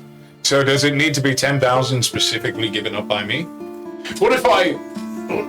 Now, not to say I would disrespect you this way. Now, if I were to walk around a pirate town and ask for donations like a Salvation Army kind of thing, would that money count towards their totals or my totals? I'm not very discriminate as to where the gold comes from. Okay, you just need 10,000. Right. Cool. And there's other things, but we'll just keep that. Your first Out of game, the goalpost keeps moving. Very subtly. The cow he asked for is a blood sacrifice. I will tell you, Feed me, very feed me much more. worth it. Oh, cow. Already, it seems like your extra-dimensional abilities will be quite useful. See, I thought of that word last night. That's very impressive. See, I'm not as stupid. I found some more models. I never said the word stupid.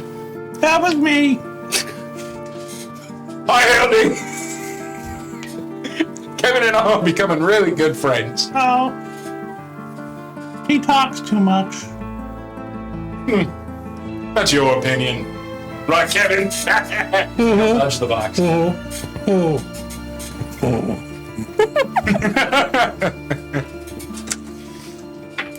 He doesn't like Hildy. That's all right. So the seas are calm. You have a nice breeze that's filling the sails and keeping you moving at a pretty good clip toward the Strait of Hate. What do you want to do during the day? At some point, I'm gonna go up to hell. Okay. Morning. Morning. Want to talk? I'm not moving, so... Look, we've been stuck on this boat for weeks now. I think tensions are running high. We had to battle a Ghostship last night. What can we do to get past what's going on here? Hal will reach into his bag and he will pull out the little self-book. I am willing to watch any beef that we have for under two conditions. One, you trust the rest of us and are open with us. And he'll look around to see if the others are within earshot. No. We're not. I know you took the blood. Why did you say that? As good as you are at deception and sneaking around, you have quite the talent. I can see it in your face. Okay. Kevin? I'm not listening. I'm not listening. Peanut gallery. Yeah, I'm not Put him listening. somewhere. Why do you still have that thing? Kevin is very trustworthy and reputable. Thank you, sir. Well, you've known him Watch for this, less than Kevin. May I have 24 the hours. scimitar? Yes, of course you may. And he's I open. reach in, pull it out. I pull the sheath off, show him the glow. Ooh, I found this on the Ghost Pirate ship. Kevin, thank you, sir. That will stay in there for the rest of the day at least, I promise. As you like. I will not bother you too much. No trouble. I enjoy it. But, like I was saying, as good as you think you are at lying, you're not. I could see it on your face. You don't have the conviction to be a convincing liar. Yet as convicted as you are and as sure as you are, Hildegard seems to feel the same way about Kiva. Yes, Hildegard is fucking crazy. Poor Hildy. We all Kevin have laughs. our flaws, but we're a team, and I believe our heart's in the right place. So instead of blindly accusing each other, how about we just let it go and move on? Okay. Is that I'm willing to for now. Now, I will say, there may be some pins in a couple of questions that I have for you. Mainly where you snuck off to on your own in free time. Freetown. Oh, free time. The other one before that. Lioness? Yeah, I think that there was a time that you went off on your. We all went in different directions, but I was very curious. We what you constantly go off in different directions. No, but usually people tag around. You're the only one that's like, I'm alone. I'm going alone, guys. I tend to not draw attention to myself. That's how I do my job the best. That's fair. I mean, that's my role in this party, just as your role is to be loud and boisterous as possible to attract attention to yourself. My role is to take as much injury away from you more squishy bits. I found that out. Thought that was First encounter, you. It's funny. First time we fought, you were the one taking all the hits. Yeah, I remember it very well. I realized very Not- quickly, when you join a new group, you need to acclimate to the strengths and weaknesses. And clearly, other than Kiva, you and Hildegard cannot get hit very much Aw, at all. poor Hildy. So Hildy has Kiva to protect her, and I feel inherently my role is to protect you somewhat. Hopefully you won't need to take that role, because I'm generally pretty good at hiding myself. I mean, Last night I was pretty out of the line of fire, except for when the captain exploded and whatever that necrotic mess was. Yeah, and what happens when there's more than one captain exploding and you can't dodge? Then I'll can't have to run. count on you, just as you can count on me to soften them up so you can deliver the final blow. Eh, don't be mad that you didn't have the balls to go in face first. I feel like we're spiraling now. We are, but And I hold up the book. there are things in this book that I feel are very important to where I come from, but I don't quite understand it. I try comparing it to notes and stuff, but I don't have the context. But I think you might. Some runes that look similar to some stuff I've seen from your people, Sylvan types. Their writings, their messages. I just can't quite comprehend it. So you want me to translate it for you? If you could. Now hear me out. And I'm not fucking with you. Can you write a book report on this book, please? And I'll point out the parts that Howell had trouble he knew that they were significant but couldn't exactly figure it out. And pass that off. I would appreciate it very much if you could. Normally, if somebody would have prefaced something with "I'm not fucking with you," I would instantly think they were. Look here, it is a Given child's you- book. Clearly, it is a child's book, but it finds some amount of significance to me. The things I've read, the things I've been told, it makes sense. And I'm trying, but I can't quite grasp the message. I'll do your book report. Thank you. We'll call it square. I'm not going to spit, but let's not say we did. I like air handshake. You're really going to disrespect my culture like that? Fine. Yes. Brotherhood. There's a camera right there. You guys could have shook Oh, yeah. Forgot we were on the set for a second. All right. And I'll just give a nod, and as I'm walking away, I'll walk past Keeve and just kind of go like this, like patting her on the back. Like, Howell Skip the immediately, he's back to playing with the spear. As if nothing happened. And Kevin's just, they're so beautiful. Yeah, stick around, Kevin. You might see more character development. I don't understand it at all. Maybe someday I could be human too. Aww. Oh. I want to be a real boy. You're not allowed to have dreams, Kevin. You walked away. How dare you squash my box friend? Meanie. That is how you get pushed off the boat. We're all thinking it. No, we're not actually. And that's about what Howell wants to accomplish Okay. right now. All right. Same. So, centaurs. So those are eager Back to to find out what it Kadorari. is that you will be teaching them. All right. So before we get started, I got a few questions for you, so that way I know more where you guys are at. So, what is the purpose of a fighter? What is the purpose of a warrior? What is your duty? Well, I would say, and this is Sebule speaking again, the rest of them just kind of nodding as he speaks, to protect. To protect or to overcome a situation with force. But primarily, our clan's objective is to protect the queen. Protection, I agree. Protection and defense. Now, I'm sure you have noticed that the protection of those who are squishier or who don't have the constitution that us warriors have is something of a challenge. If a true threat is coming for your charge, they will not stop to fight you and face you. They will ignore you and they will go for their kill. I am here to help show you how to stop them in their tracks. Okay? Now, I look over to Hal. Hal, do you have a moment? Oh, are we doing training? Yes, we are. Oh, bitching! And he runs over. What are we doing? Do you have Kevin with you? No, Kevin's staying on that side of the. Okay, he's on the boat. Right now. He's on the deck, though. Okay. He gives a little. Be careful, Kevin. Oh, right here. What?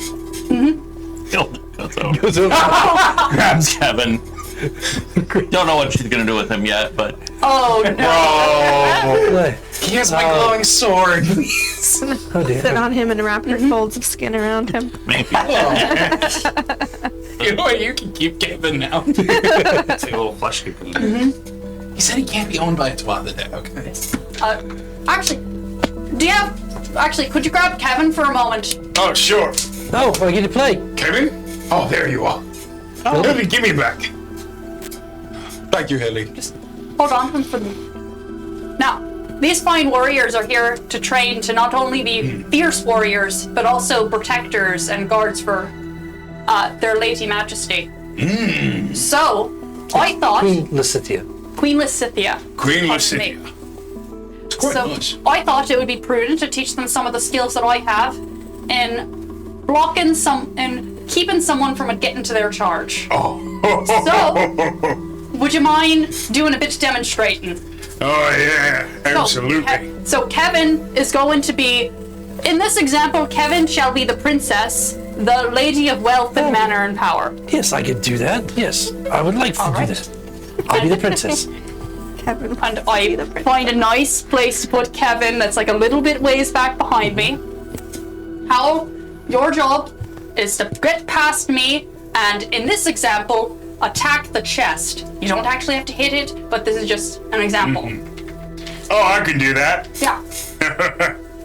So, if he is essentially, what I want you to do is basically provoke an opportunity attack. Oh, yeah. Past me, yeah. Yeah. All right. So, I was gonna pull he's gonna take the spear. Oh, but looking. Kevin, I'm sorry.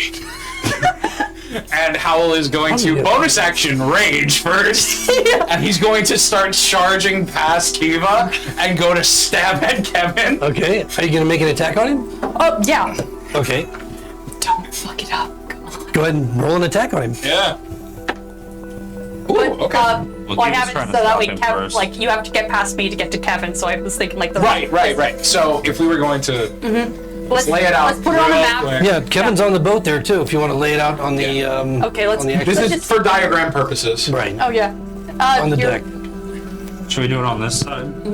See if So your ally has to be within 5 feet of you, right? It has to be within 5 feet, or you have to dash, or you have to provoke an opportunity attack in general. Okay, cool. So it's closer up will be here, so you can move the ship if you want. It's no big deal. cool. 'Cause nothing's happening on the ship right now, so you can move them as close as you want.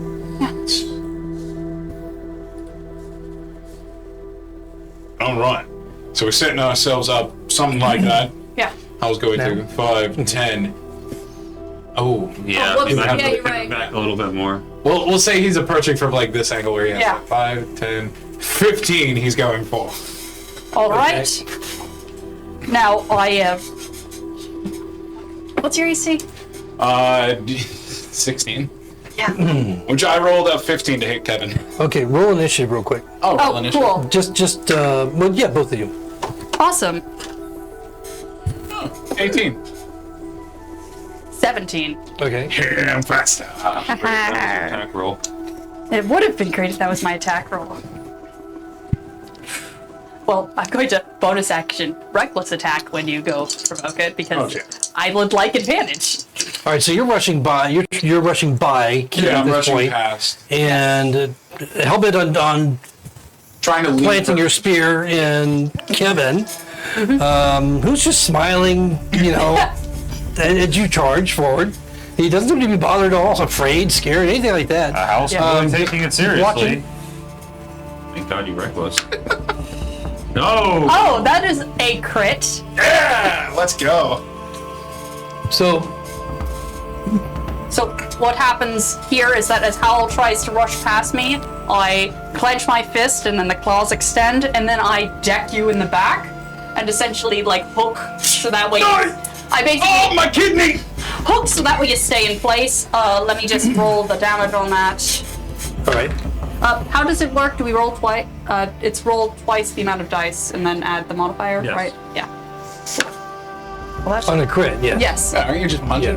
I was just punching. Yeah. Yeah, so it'd be just your. Well, no, it's the claws. Ah, Okay. Oh, I got stabbed in the kidney. Yeah, but don't worry, it only did 6 damage on a crit because I rolled Reduced shite. to 3. Yeah.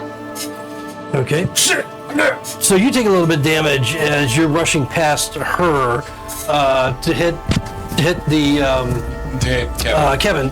And what happens is as you're rushing in the direction of the chest, you note that Kevin immediately lifts up off the ground. And you see this this basically spectral type hand holding on to the chest and pulls it to Hildy and out of the way. And you're unable to strike it. You get to the point where you would have hit it, but you're unable to strike it before it zips out of the way. And she still does the strike on you as you pass by and take the damage. But because she has Sentinel, Stopped him, yeah. I would have stopped 5 feet short of being in range. Okay, but even still, as you're charging up, the chest lifts and goes zipping back over to where Hildy is and just sits. Hildy will say for of the her. boys, Sometimes it pays to be smart instead of strong. I don't think he would have hurt me. That's not the lesson we were teaching, Hildegard! Maybe it's the lesson you should be teaching. They're just boys. she'll bring the chest back and set it down. And Howl reaches back and pulls your hand out of his flesh. Oh, yeah, let me just and then she punches the You know what? ground. Stop, because I got a feeling tearing shit. Yes, that is kind of the point of the lesson, honestly. Yeah, I thought you were just gonna kidney punch me. Turns out you kidney me. Well, I mean, we've been sparring like this for weeks now. Yeah, Honestly. but I thought this was just a demonstration for fun. I'm not raging anymore. Oh, you wanted to teach the boys how to argue amongst themselves. Oh, You're here. doing splendidly. Arguing is half the battle. I give you 3 good berries, Oh, okay. and you're back up to full. I'm really full now. Yes. Dakira, I don't think you should let them teach your boy. They're not satisfied with what I have to say. Well, Wah. I think we understand your message, Kiva. I think we see the wisdom in what you're teaching and how to strike the opponent as if you're not the target. And perhaps how to put yourself in the way to create a distraction or an attack that would turn the attack against whom you're protecting away. So it seems to make sense to us. Of course. The others are nodding. The rest of it, I don't know what that was all about, but it was nice theater. Hildy is as wise as she is mad, and Dakir is of a different breed. Wasn't even involved. I know, but you were here. Hildy had a wonderful metaphor, which honestly, I still can't believe that she had a good metaphor. It's I don't know what a metaphor is. I barely know what a metaphor is. Oh, I had a metaphor once. He was a lovely man. You metaphor of him? What's a metaphor? It's like when you have a boyfriend or a girlfriend, and they have a boyfriend or a girlfriend. That's your is for metaphor. your boyfriend. Got it. Back to the punching. And essentially, I would like to try and teach them some of the basics of how to operate as a sentinel. I don't Okay. expect them to actually gain any of the features or anything like that, but just get them into the mindset of this is how you act as a protector. Right. Like- Yeah, so they watch carefully and diligently, kind of soaking up everything that you're And portraying. And after showing them, I put them through a few demonstrations from where they're the attacker, and then a few where they're the defender, and Oh, essentially they're not gonna get Oh, they're it. eagerly. Yes, I don't expect stepping them up to for get that. it, but getting them to get in the headspace. Yeah, you're still using Kevin as a. If Hildy isn't Or you still could use protected- me as a target. You're right. Then after Kevin is the princess, it is now Howl the princess with Kevin the dog. Well, Kevin the chest. Yeah. All right, I like being the princess. I don't mind. You are a lovely princess. Thank you. Thank you. I like Kevin. All right, so That's essentially how I spend all morning. okay, yeah, and they're so eager to be involved in this. It seems like they needed this. They needed this training. They needed this involvement in a combat simulation. They are quite eager and enthusiastic to take in a very serious way. I mean, any of them that actually manage to hit you, they hit you full force. They don't have, I mean, these are young, probably 1/8 CR or whatever Centaur, but you can tell that they're putting everything that they can into it, and they're learning as they go. They also would, in discussion with you, Kiva, relate that they have seen this type of thing, they have an advance in that training, that those have, of their clan, some of them have this ability, and it always kind of mystified them, and so to learn more about it was, something they took very, they felt very highly about, you engaging with them in that regard. And then as it starts to wind down, and I'm assuming we start actually approaching the Strait of Hate and we have to start paying attention again, I say to them, good work, everyone. I'm glad that we could start this instruction. If we're approaching the Strait of Hate, so we'll have to stop with actual instruction, start being out for lookouts and such. But here's just... Oh, what was I going to say? Oh, god damn it. Uh-oh. Kiva has a great idea. Camille forgot everything she was saying. Some way of getting them involved or something? No. The next time that something bad happens, run straight at it. No, that is actually... Oh, good point. Thanks for reminding me. See, I know. Just Not that. marbles. That's clever. Yeah. It's clever. It's like that thing where it goes clink, clink, clink, clink. On Newton's cradle. One thing I've learned through my years of battling in a myriad of shapes and forms and such, and that is that while defending is perfect and necessary, it is not the only part of battle.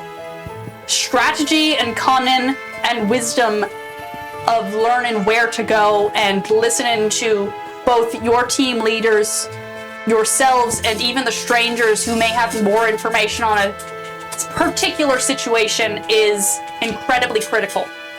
So while we are heading into dangerous territory, it is important to remember that I am not infallible and neither are you. It's important to keep that humility that you may not be perfect and you may not know everything, and that other people, even if you don't understand where they're coming from, they may have the wisdom that you have yet to gain.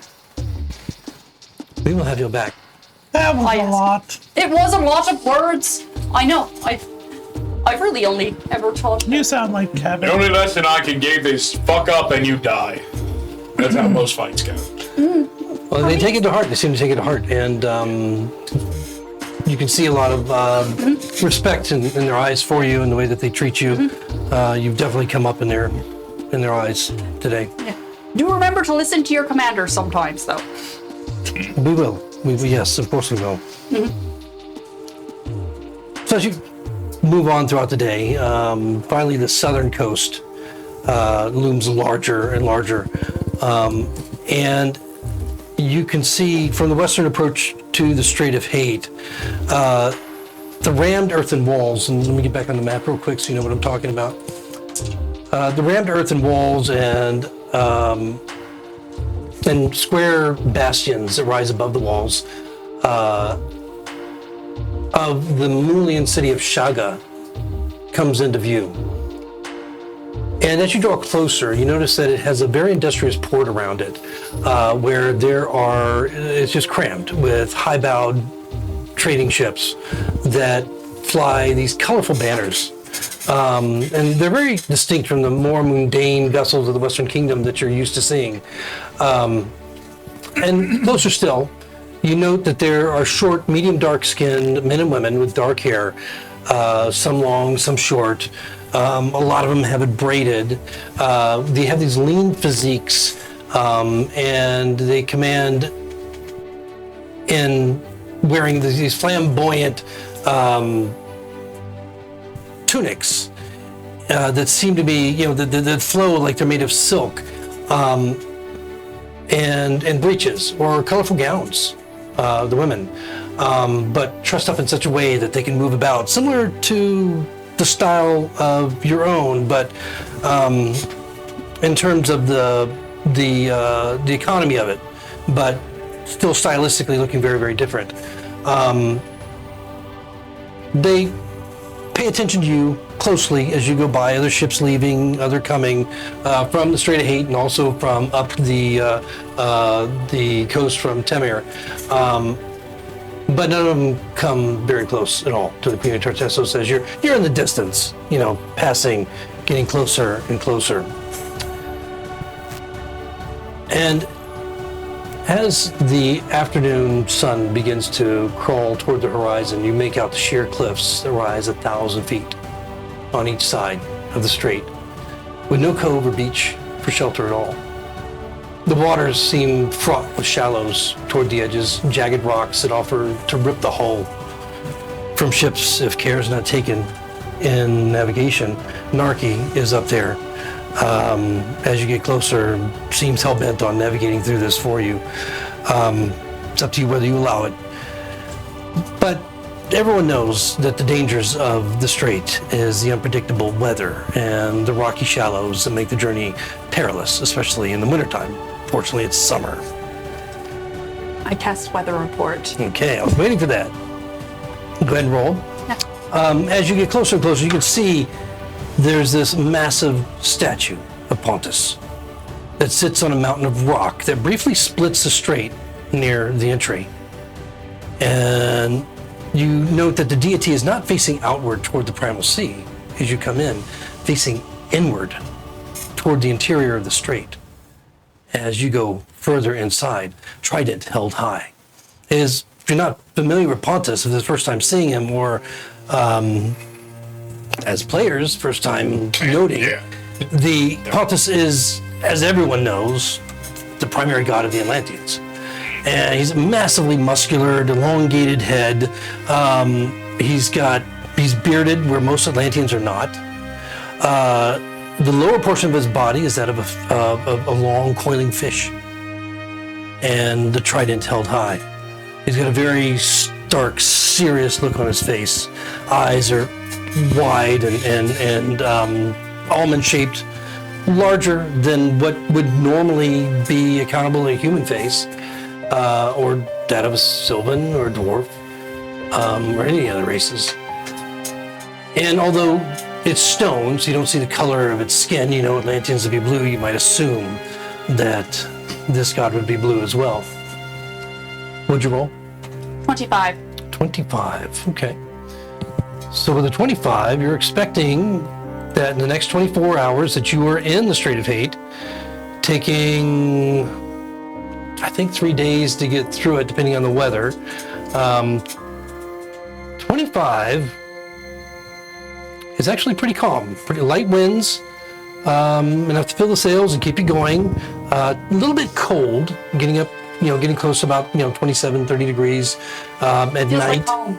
Yeah, pretty much.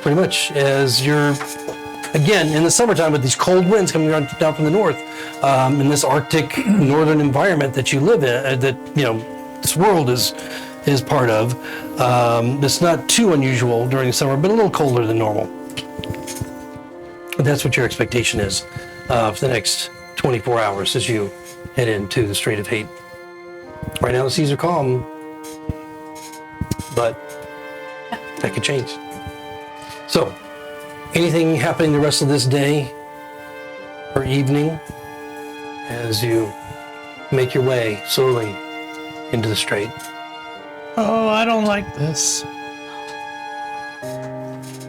Doing a book report. During the evening, Sebiel comes up to you, Akira, but doesn't, comes up to you, he approaches and gets to within about 10 feet, and then he stops. And I have the littlest elf propped up like this, and I'm writing some. What? Nothing, sorry to bother you. And he turns around and starts heading back. Are you okay? I'm fine. He's got his back to you. I'm fine. Nothing. I'm sorry.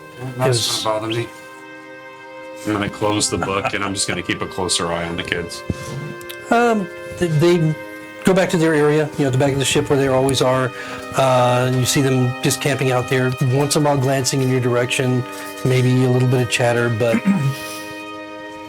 they settle in for the evening. They really don't want to say anything. I'm not gonna force them, but I'm gonna gently walk around. I know it's hard being cooped up this long, but... Are you talking to them? Yeah. Okay, so you walk up to them. Yeah. Okay, got it. I know it's hard being cooped up this long on open waters, but with any luck, it won't be that much longer of a trip.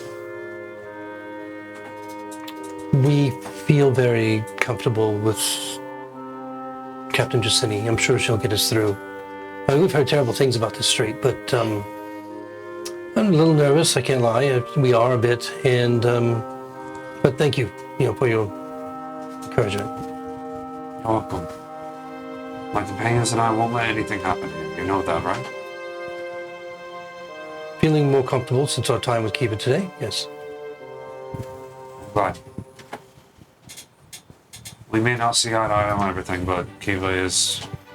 Can we discuss this another time? Yes. I'm sorry, I'm just very tired right now. It's just been a long day, exhausting. Kiva is quite the taskmastress mistress at training, and so we just wanted to get some rest. Sorry. My insight is a 9, so I'm going to take your word for that. I'm going to try. Very well. Get some rest. Thanks. I'll go back to my book. If anything, he wasn't insulting. Yeah, I'll take that. I'll take what I can get. Next thing, or unless there's anything else this evening? Okay. Voyage has been wonderful so far. We passed another Mulian ship coming out that gives you a wide berth, and the strait starts to open up quite wide. It's like a few leagues across after you get into it, and it wasn't even that narrow in the beginning. But still, you could see that if in a storm, getting tossed into those shallows would be, and the end of it. And the cliffs, continue. They are as high as ever. They haven't reduced or changed at all, which is quite claustrophobic considering, you're tiny. You feel just tiny. Tiny boat. You said they're 1,000 feet high. Can I try and make a perception check to see if, as we're going along, if any points of note throughout the day? Yeah, absolutely. Absolutely, you can do that. Now I can see very far. You just had that in your pocket waiting to use it. Yeah. At any point. Oh, that wasn't great. 4 plus. But you can see for a mile. I can see easily up to a mile. It doesn't mean I notice anything. He may see, but he does not observe. What'd you roll? Oh, the top of the cliff. I rolled a 5 total. Okay. cold Yeah, up I mean, Yeah. outside of the typical wildlife, an eagle flying over or whatever. My friend. But you don't see anybody traveling on the edge or anything, Right. looking over, getting ready to throw a rock. Nothing. It's But I mean, you would be too far anyway away from the cliff to have that to be threatened by anybody trying to throw anything down anyway. It wouldn't even be close. So think of like the Mississippi River. At some of its widest points, and then double that, and then put 1,000-foot cliffs, going up each side, and maybe even wider than that, actually. So it just feels claustrophobic because of these cliffs. So Got it. during the day, anything. All right. Joseph's going to give Narki some breaks so he stays rested while she's handling the ship. They'll do a offer to help. And how will offer to spot for them periodically if needed? Okay. So You want me to steer? Point me to the direction. So is your bear ability now replaced? No, so you get it. Or is this in addition to? It's another one. Okay, It's got the it. next step of the totem. Okay, so then that wouldn't affect I the storyline at all. I Yeah. wanted to, rule. Okay. Yep. With you. So yeah, that's great. So Narki is nervous. We're going well now, but I don't know how it's going to be later in the night if we have to deal with storms, or the Luca or the Vikya or anything else. Are you sure you want me to take a rest right now? Take a little rest right now. If I need you, I'll call you. Very well, Captain. I will do so. And although he does kind of move off, he's still resting, but keeping a sharp eye ahead and all around. He's just kind of positioned himself. He's not really sleeping. And most of your crew is not either. They seem nervous. You know, you've been through this strait before. Obviously, you've survived it. But, you know, many have not. Another day goes by. You expect that the next day you will finally come to the exit, the eastern exit of the Strait of Hate. What did you roll in your weather for the next 24 hours? 30. Okay. That's either really good or really bad. Yeah, that's what I'm thinking. Nah, it's randomized. It's a random table. So it warms up a bit. Cloud cover is almost non-existent.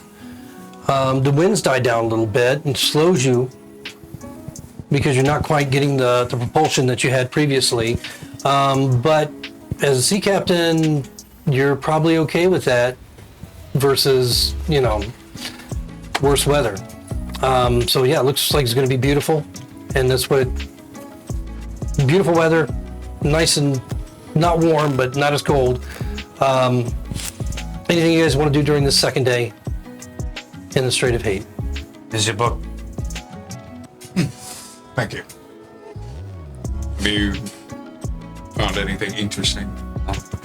Put some parchment in there. It's a brief summary. I mean, it's a children's book, so there wasn't much to write about. But hopefully it aids you in some way.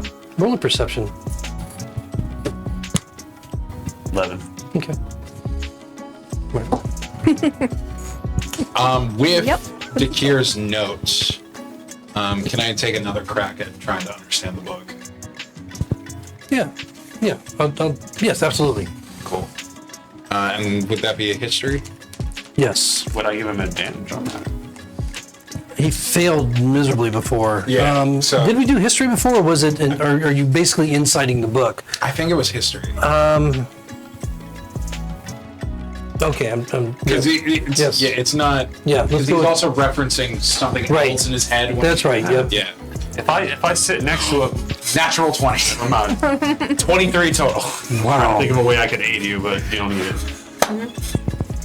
How will asking for help paid off? That book. Just something that's been bugging him. Okay, so as you read through it, you're with the aid of Dakir's notes. And I know my audience, so it was like real simplified language. You're basically giving him full credit for everything that you're understanding now. Although there are certainly references that you could never possibly understand that without his help, because he has a particular insight and knowledge about the Sylvan way of life. He's Sylvan. Yeah. So he understands the elves a little bit better, though probably not as well as many other, most other Sylvan, because of his background. But in any case, what he is able to give you is tremendously helpful. And what you learn is this is a book, it's coming of age book about a young elf, of course, who feels is different. And he's from a family he's misunderstood. He's from a prominent family, and he's sitting under this tree trying to understand how he fits into the overall picture of Sylvan life, the expectations that he has. And you're starting to really feel a lot of similarities, and how his life is kind of a reflection of your own. And as the story goes, more and more of it is identical, it seems, in your mind. Your challenges and this elf's challenges, though your lives are completely different. But you're starting to see that. And ultimately, what you're able to insight from all of it is that you have to abide by, you represent your ancestors. And that is not something that can be forgotten, and that you always have to remember that. Because to lose that is to lose your identity and whom you are, where you come from. So ultimately, that's the message that it sends without losing yourself. And so, You're actually an elf. On the last page of my notes, there's a few droplet stains.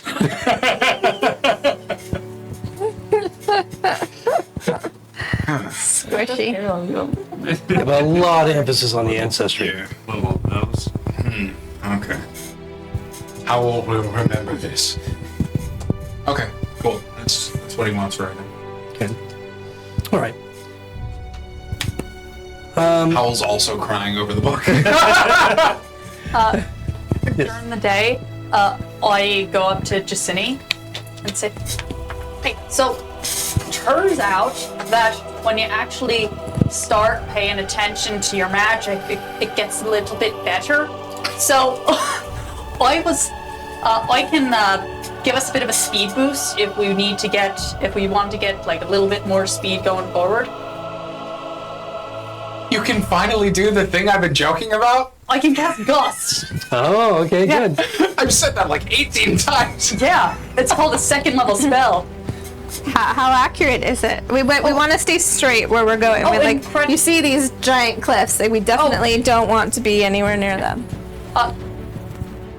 Yes. If I point, it's there. But it's only like per minute, so just a little bit of speed to get through any complicated bits. What do you think, Narky? Don't you slow down? I'm not sure. I've heard of these things. You know, we have had. I was on a ship once when I was very young, and the ship had a caster of some sort. I don't know. I did not understand if he was a sorcerer or whatever he was, but he was able to do this thing where he filled the sails wind, but it was much longer than 1 minute. And he could take us moving very, very quickly. It did not affect the way that we steered the ship, only gave us more power at a time that it was working. Well, he's probably better at magic than I am, to be honest. I would guess so probably is. All right, Druid, have a practice. Narky will point the direction. And yeah, cast Gust. Okay. It lasts for a minute? Concentration up to a minute, so yeah. Okay, so Yes. does it tell you the accuracy of the... It's a line, like a strong wind, 60 feet long, 10 feet wide, and you can move the line with you. Okay, so basically pointing in a direction. Yeah, I point in a direction and it goes that way. Okay, all right. So, all right. I don't think that's going to require a roll. It's pretty simple. Powerful enough to blow people away, right? Yeah, it Putting can. like a little fan on the back of a paper boat. Yes. That's pretty much what I'm planning. This fan is strong enough to knock people down. So. Yeah. Well, It's like an roll an Arcana. Oh boy. Oh, she's bad at this. Hey, okay, somehow it landed on a 14. 14 straight? Of course. Okay. Yeah, this is not a high DC. I mean, the monkey could have pointed. Too soon. And rigor mortis could have stepped in. You can just R.I.P. Tarot. No, you feel pretty confident as you step up, and this is actually good training for you because it will allow you to be more confident. You know, going forward, you won't have to make the rolls and everything. You roll well enough, and it does. It provides that propulsion for a minute a lot faster, and there's a lot of excitement on board. This is not an completely uncommon thing, but it's rare to see it or to be in the presence when it happens. There's not a lot of people, not a lot of captains can afford to have a sorcerer or magic user, caster of any kind on their ship to do so. So there's a lot of excitement as it pushes it a little bit forward. For a minute. Yeah, for a minute, which is relatively insignificant in the. Yeah. But This it's is in combat time. how many spell slots did you want to extend on that though? I have 2 second level spell slots, so Okay, so 2 minutes. it's effectively 2 minutes. Yeah. Okay. But it's a little bit of something. No, absolutely. And I figured, like, breaks the up the momentum day. keeps Absolutely going. breaks up the day. And if you wait 8 hours, you can do it for 2 more minutes. All right. So as evening approaches on his second night, once again, as things quiet down, the food is dispensed. There's the typical banter from Kevin. You know, just chatting with you innocuously, kind of getting into your head. You know, trying to just asking you about your past, asking you all kinds of This fucking book. basically an interview. And then and he's quite proud of what. Did you tell him about the book? Yeah, I'm telling the story. I'm telling everything. Oh, he's so proud of that. And he's like just so supportive and proud of what you've learned and how you're growing. And in the evening, as it gets darker, the Centaur have been busy on the ship with the crew and doing whatever they do. The Sebule once again approaches Takir. Just himself, not the others. The others are watching. You can see their big eyes, all from the back of the ship, just all of them watching to see what happens. And he comes tentatively walking up to you. At this point, we've been on the ship long enough that I'm probably helping with something on board. It's evening. It's late. It's getting late. When he approaches you, it's late. Okay. When everybody just kind of settled down. Then, yeah, I'm just rolling out my bedroll. Okay. Do I have a bedroll? No, probably not. Do you? I'm milling around. He's trampling grass in a circle. You're a horse, you don't lay down. Horses do On like. the boat, I do. Yep, when they're sick. No, Do you mind if we talk a minute? horses don't sleep standing up. It's a myth. All right, what would you like to talk about? I know, you know that you have our gratitude for saving us, and my father trusted you to lead this group, to bring that about, and we all appreciate that. When I know that we've had words and that we have not been kind in the way that we've spoken to you and about you. And I think that as we've thought more about it and discussed it, and the discussion that we had with Kiva, actually,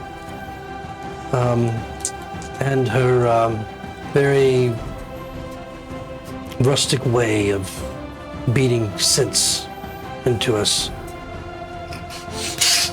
I'll admit that although we don't exactly approve in our way of whatever it is that you do that provides support for the rest of the group, just wanted to say we're sorry and that you're one of us. And although you would likely have been killed at childbirth if you were born into the Thunderhoof clan, I'm sure that they were very proud of you and your clan, and that there must be something that you offer that we just don't understand, and I don't want us to have this, all of us, to have this relationship with you lingering in such a negative way when it's because of our ignorance, and because of that, I'm sorry. He's actually smirking when he mentions that, and I'm pretty sure my father would have rather me died in childbirth. I come from a clan of warriors as well, but I was one of the gatherers. So that's what happens when you're born alone. I appreciate the apology. Let's just agree that we do things in different ways, but for now, our priorities are the same. Yes. That is to return you home. We will be respectful. We will be respectful. Oh my and god. I'm yawning. Whatever. Why does everybody cry? Oh my god. Sorry, back to the scene. And I will be respectful of you as well. And you will get full honors when we return to Gades. I can absolutely assure you of that. We will not speak of you in any negative capacity whatsoever. The Queen will certainly honor you, probably reward you, maybe celebrate you, and your friends, of course, for our return. I appreciate it, but don't worry too much about it. I don't plan on returning to Gades ever. If you ever do, I don't want you to think you don't have friends. We will accept you and take you in. And although you probably would not necessarily rank among our warriors, there would be a place for you. I'm sure we can work it out. Where you would be respected. Maybe in the kitchen. In the stable. Court jester. I'm just gonna do a slow turn and just. We're not here. That was us. That was not. I'm just doing it at the air for some reason. In any case, I just wanted to express that and, just thank you. You all have a warrior's heart. There's nothing to forgive, but we're good. He just quietly starts to turn away. The rest of them are just like watching nervously. You hear a hoof stomp from the back as he slowly, not turning around at all, not glancing back, slowly moves up to join the rest of his companions, and then they all huddle together, just as he relays the information. I keep a straight face as I watch him return to the group, and then they move away, and then I just sort of look out the water, and there's like a little smile on my face as I look out at the horizon. Before you turn, they all look in your direction, and you see them all pat their chest. And I'll return the gesture. And then they just slowly settle down. They're very serious. They didn't look. They weren't laughing. They weren't joking. They weren't whispering in a menacing way or any way that was disrespectful to you. Yeah. Outside of getting the information that Sibyl brought back to them, and that salute is a salute of honor among the Centaur in general. When Hildy does it, it's just an inch. So, Or like, So it's a small ship. yeah. yeah. So, the final day in the Strait of Hate. Passive perception or something. Oh, I did a check and I got a 17 on my perception on the dice. So just. You mentioned you're doing the eagle eye thing. Was it- Yeah. So, I was just going. so for that day, did you want to roll? Sure. Oh, no. Yeah. It must be the same damn eagle. I can only roll 20s when it's narratively satisfying. You know what? That's not so Valid. bad. Can I cast weather report? Yes, You know, please if do. I would like to know if I'm going to fuck everyone today. Narkee's like, She's also gonna cast weather report. Narkee's like, what? What? Hey, guess what? It's 25 again. Oh, okay. All right. Well, you know what that is. It's cold, Yeah. nice breeze, keeping your sails filled as you move through. You've passed several ships along the way over the past couple of days, all of them keeping a wide distance between. Whether All they Vikia ships?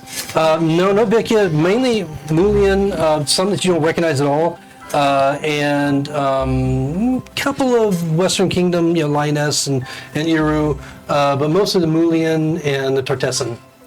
A lot. No Luca at this point in these couple of days so far. So the third day is as you finally make your way toward the end of the Strait of Hate. It's been just a cakewalk. You see what appears at the end, or as the waters start to open up into the Great Sea. At the entry, a gargantuan statue of Kronos. He straddles the strait as it narrows. Still these 1,000-foot until it gets to the end, and then he's straddling where as the cliffs start to taper off on each side of the more narrowing arrow of the Strait of Hate, exiting into the Great Sea. And he's in full armor. Appears to be human. And he holds this great warhammer above his head. This stone effigy also looking into the strait, as if Kronos and Pontus from great distance away, staring at each other in silent eternity. What any of that means, some of you may or may not know. Do we know? No. I don't even think gods are real. If you, any of you that want to, can roll a history, but it's going to be a disadvantage. Well, one of them was a 1, so. Fuck it, why not? Oh my god, one of those was a crit, but the other one was a 10. Oh. It's funny. Anybody? 7. No? Okay. My 1 becomes a 4. I mean, both of these deities, they look very serious and almost angry looking into the Strait of Hate.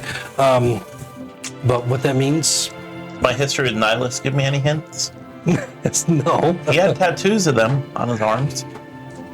All right. I don't think it's anything about them. Do they look like they were placed there, or they were carved out of like the flat rock that eventually became the strait? Well, roll perception. I mean, you have eagle eyes. Yeah, I mean, they're there. I'm not a They're No, stone. he there. can see far away. He just can't see I what's basically there. meant, do they look like they're made of the same material as the cliffs? Like Oh, the same- yeah, all the stone in this area, yes, all of it looks like Got it's it. made of the same material. That's the question I wanted to answer. Even funnier that I rolled a 2 for that.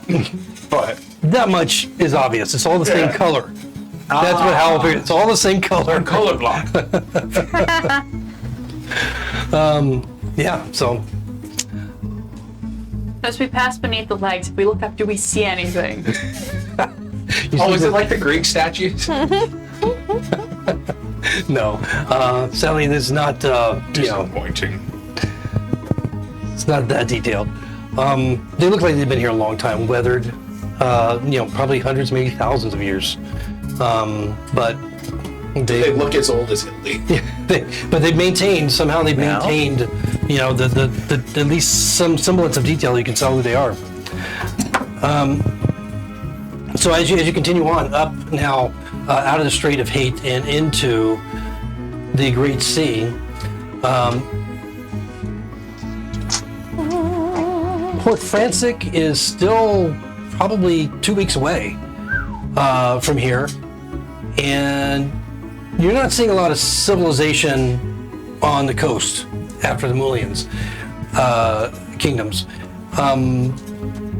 Of course, Jaseni would be aware that she's been to Port Frantic before. She's probably been to Thipsu of the Capsians and others, maybe into Neurozeri a little bit, but probably not further than that. Port Frantic would be the most logical place that she would have done most of her trading between the Western kingdoms and any of the kingdoms within the Great Sea. Go ahead and roll a couple of weathers. Cool. Roll 4, actually. I will. During these 4 days, I also I keep hammering the centaurs in some sentinel stuff because we're Okay. out of like the danger zone. So Yeah, you're excited about that. yeah, unless the weather report tells me no, they have to actually start working. Like, Okay. Kraken. yeah. All right. That's a 4, an 18, a 14, and a natural 1. 4, yeah. I won. Okay. So, The last day of tidal wave. 3 krakens come out of the water. I cast dust and I say go, go, go, go, go, go, go, go, go, go. Too bad the krakens have 500-foot swim speed.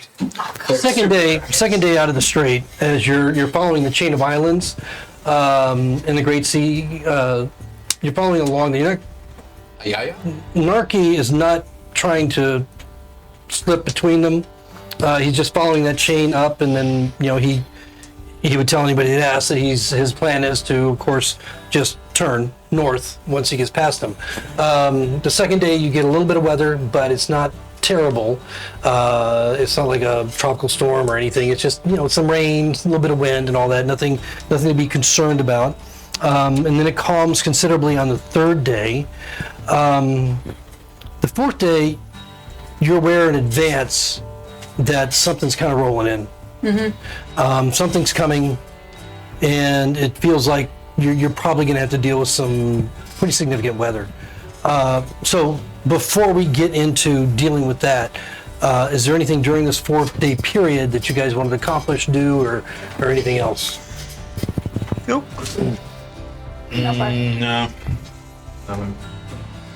I'm doing what I I was still grappling with the book. Okay. He'll hang out with Kevin and chat with him, and I think over the 4 days he'll give him 100 gold. Okay. Total. And he's eager for each one. And I also have some. I think like if any of the girls are like off on the crew, I get some of them to play princess essentially, to see like with the centaurs, just in case anyone wants to get in on it. Okay, that's up to Justine. Yeah. Yeah, you can have one or two of them at a time. Well, whenever like they're off and they feel like having fun. Clarabelle volunteers. Of course she does. Well, Becky and Vanessa were thinking about adopting kids eventually, so maybe. They might adopt the centaurs. But they're gonna have a good time distracting the centaurs from their mission by like flashing them a little. Oh, geez. Yes, they make it hard. Advanced difficulty. They make all kinds of things hard. Clarabelle comes out stark naked. Oh, jeez. Yeah, the centaurs are having the time of their life. And things, you know, although they're not overly conversational with you, Dakir, they're not avoiding you. And so, you know, they'll chat with you a little bit, but they're short, you know, conversations and not too serious. Oh, I don't go to my way for small talk anyway, so that's fine. Anything else during this period? Josini's gonna trade dirty jokes with Kevin here and there, like as they He's walk got by. a lot of them. Yeah, she knows, so she's just gonna. Yeah, and he comes back with just as quick as you can rattle them off. He's like, in a very polite way, this little chest is telling you some of the most gaudy, bawdy, dirty, nasty, grungy jokes you've ever heard. And he knows a lot of words, a lot of not too nice words that any sailor, you know, would appreciate. To the point that you even blush once. Ooh, So, Kevin! by just the rudeness of this, whatever joke it is that he tells. I will. People. Sorry. Also, over the course of the 4 days, I keep an eye on Hildy. I don't say a damn word to her. Okay. Okay. Why are you being mean to Hildy? Why are you being mean to me I'm not. anymore? Out loud. She wasn't before. She didn't poison your food. She didn't steal anything from you. She didn't try to eat you. She's being polite. And I'm She very just called you a politely. whore and a bitch. Yeah. There's a lot of very mean name calling, so I'm just responding by giving you the silent treatment. So 4 days out of the Strait of Hate, the Queen of Tartessos tacks hard to port.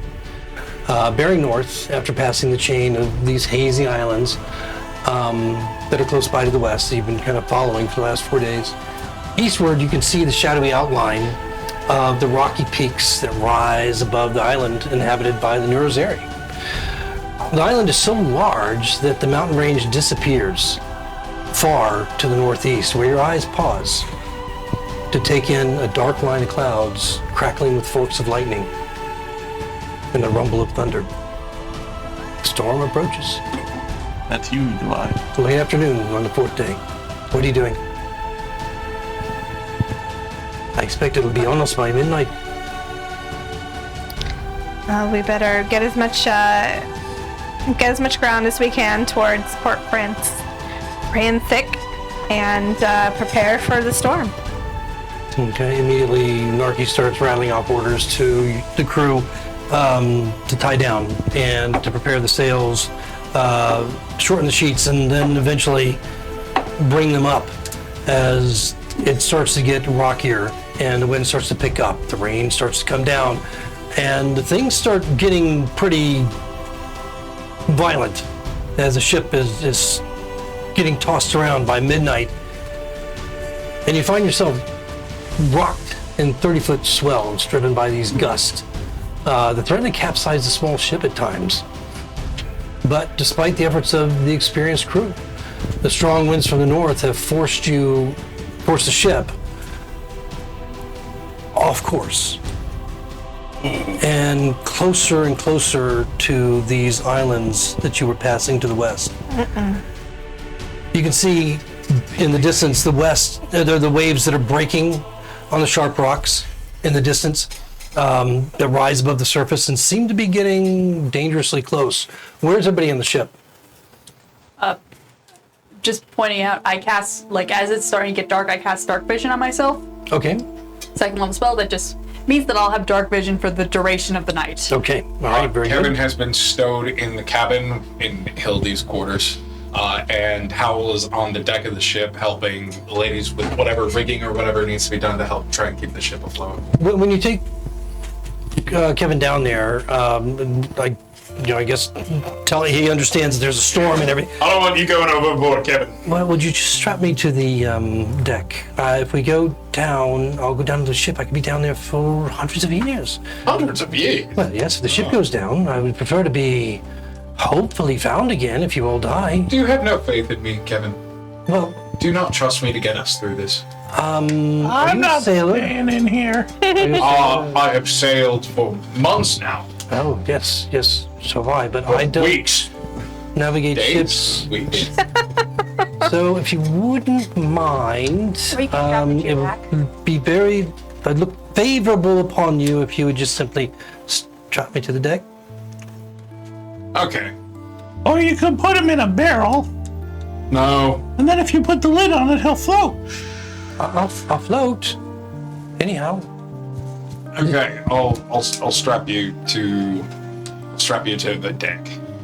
He's not very heavy. You could just strap him to your back. I could. Roll a sleight of hand. Where are the centaurs? Wait, would it be sleight of hand or would it be survival? If you're... Sleight of hand, you're tying him up. Okay. It's a 12. Okay. That's better than average. Where are the centaurs? I would have ordered them below down to the little hole that connects all the cabins. That's Okay. a horrible Yeah, idea. because then they'll drown. Well, actually, If the ship flips over, they're all going to get stuck. But at least they'll die together. I'm not Like going they're down there. above deck, they're gonna fall off. How many Well, barrels do we have? like that's why you. I don't think you can put one of them in a barrel. Nah, but if we tie a bunch of them to barrels. You'd have at least a dozen barrels. For food, One barrel per water. centaur. That didn't work well for Dakir. He It got really didn't go. 2 barrels per centaur. his butt bit by a shark. Okay, 3 barrels, but only for Dakir. If you all disagree, then we'll have them on deck. Just brace yourselves. Okay. The crew is doing what they do. What are you guys doing? The centaurs assume that are just staying where they're at, basically. Up, and just trying to probably getting low and bracing against the side of the ship. What are you guys doing? Josini's next to Narki, but where she can holler to everyone. Okay. I'm up in Clarabelle, whoever she is. Okay. Whatever assignment one of them is on that could use extra hands. Okay. Most of the crew has basically got everything tied down by now, and they're just starting to, there are ropes that are along the inside of the ship, and they're designed so that they can be either tied onto or held onto in case of, bad weather. This is extraordinarily bad weather, and you note that some of the crew are starting to tie themselves on. Then I might go around and tie all the centaurs to the ropes as well. Okay. Around their neck. Little horsey waists. Do we want to be as tight as possible? Sebule asked. Do they want to be as tight as possible? Tight as possible, yeah. Yes. Okay. All right. They obviously know how to tie ropes. They start tying themselves. Probably loose enough that in case you need to get them out. Don't cut off any circuit. They have no Do blades. they have blades? They could chew them with Do you their have like little any? horse teeth. Wait, do you have any like Horse teeth? spare knives or Kind of like mushing Like- at first. You ever been bitten any by a spare horse? blades on the Yeah, ship? it's not pleasant. No, it's not. I mean, I'm sure we'd have utensils for They're very eating and flat. stuff like that, at least. I'm just gonna do what the captain said, tight as possible, and tie myself right next to them. Would there be extra weapons on the ship? Like Probably not a small lot of knives. extra, not like a barrel full of weapons, but no doubt some that. knives at least that we could give to the Well, every centaurs? one of these sailors has probably 3 or 4 or 5, because they use them, they throw them. They're adept at throwing them. So they probably have at least 2 or 3 on them. They have rapiers and daggers. Yep, rapiers and daggers. As, like, I asked Sioux City, or I asked the crew if anyone would be willing to donate, like, 1 dagger per centaur. So that way they all have some kind of weapon in case they need to cut loose and jump. Or, shit gets hairy.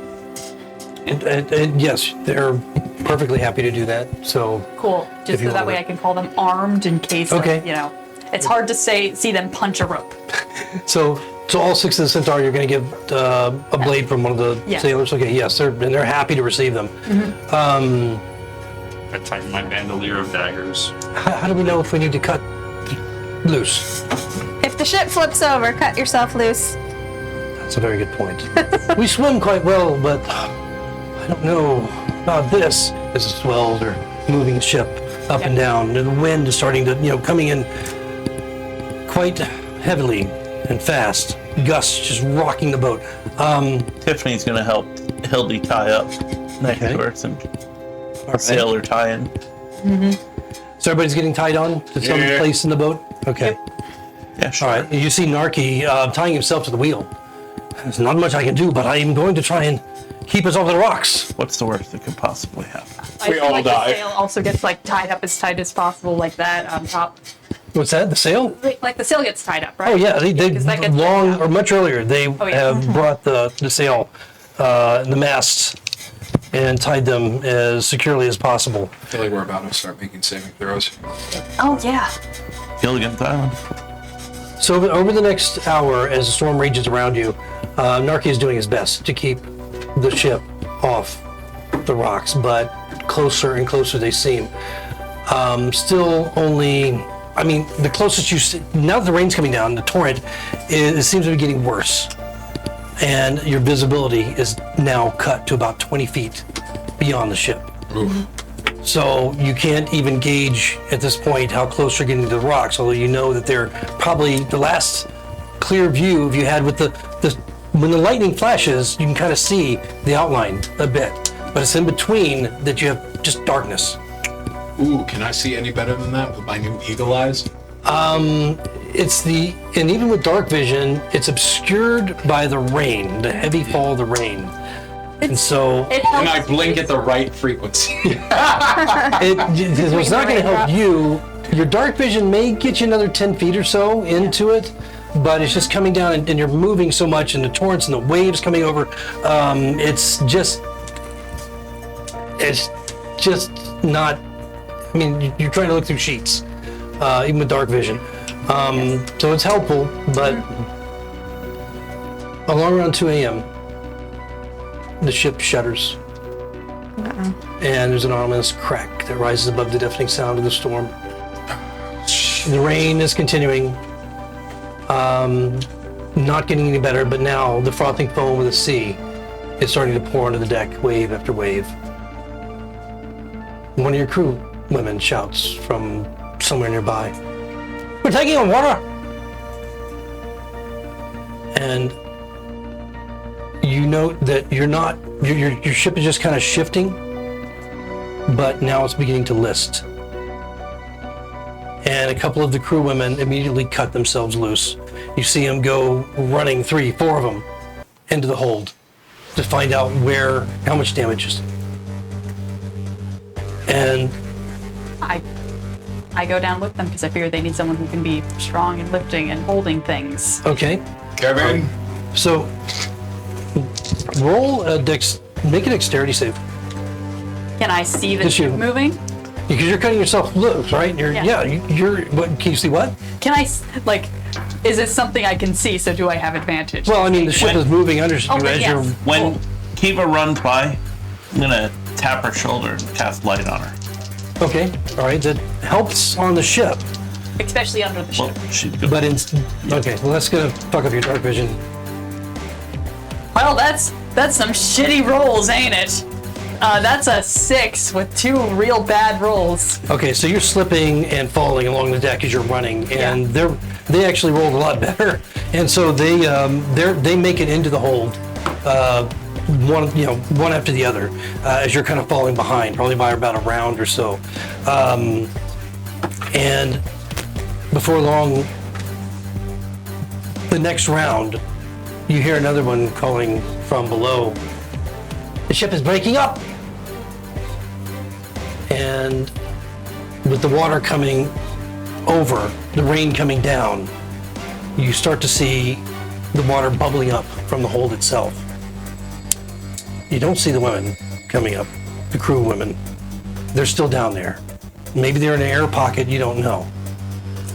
But you can hear the creak of the ship, and as it's continuing to list over and break, some of the debris starting to float out. I need you all to make a survival. Ooh, survival. Okay. It's a Super good at survival. what is survival? Jacinia, at this point, you would know as a captain, with your ship damaged the way it is, listing on the rocks, that it's about to be smashed to bits on the rocky shallows, which is going to be murderous to anybody that's on the ship, that you would probably call to abandon ship as a captain. And of course, you know, those that know would take their chances on debris, floating debris, and just trying to get to shore if possible. Just get in the life rafts. Yep. Cut the light from. All the rich Cut people yourself already loose. left. Cut yourselves loose. Abandon ship. And Narki is attempting to do so. All of the sailor crew as well. Are you guys all cutting yourself loose? Yep. Oh yeah. Okay, what do we roll in survivals? 18. Okay. I've turned myself in, like, once we get the water, I turn myself into a bear in case I need to do any heavy lifting, so Okay. to speak, but I got a 19 on my survival. Okay. 10. 10, 18, 16. 16, Giuseppe? Was that an ability check? Yeah. Yeah. I have advantage on that. Oh, good. It doesn't help. 11. 11? Okay.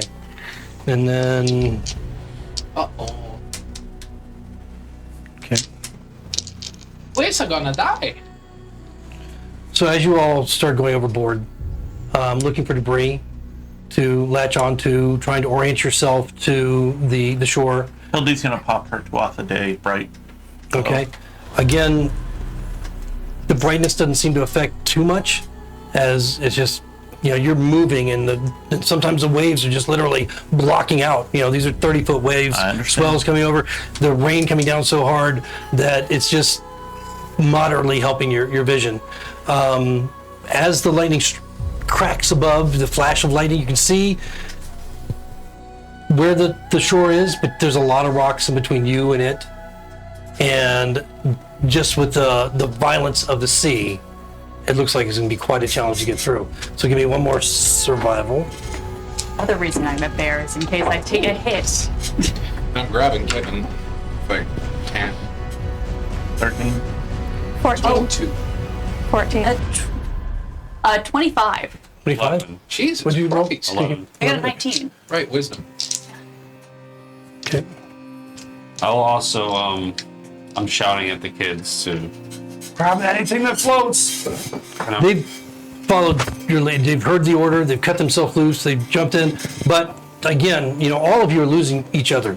yeah. You're losing the other ones in this night, the darkness and the rain and just the movement of the ship trying to get free of it in whatever direction that you had to run. You don't have any idea what's going on with your crew at this point. All you know is that the Queen of Tartessos is taking on water and is being bashed against the rocks at this point. Narki could not get you free of it. There was nothing he could do with the rolls that he had, He's fired. steer you free of it. And that's where you ended up. And as the storm rages on, so we'll pick up next session. Let's see where our heroes survive or not, and in what capacity, and who makes it to the shore. We pulled the line. Man, we survived the damn ghost ship, and then it was weather that took us Guys, out. this is beginning of a different campaign. Well, Kiva will live. The sinister secret of salt mine. Now it's the Survivor episode. Our fish. Yeah. Oh, we On an finally- island. We shall see. Thank you for joining us tonight, and we will see you next time. Have a good night. all gonna fucking die. Sorry, everybody, for killing you you say that at the end all. of every session. I do, Fine. and this time it might be true.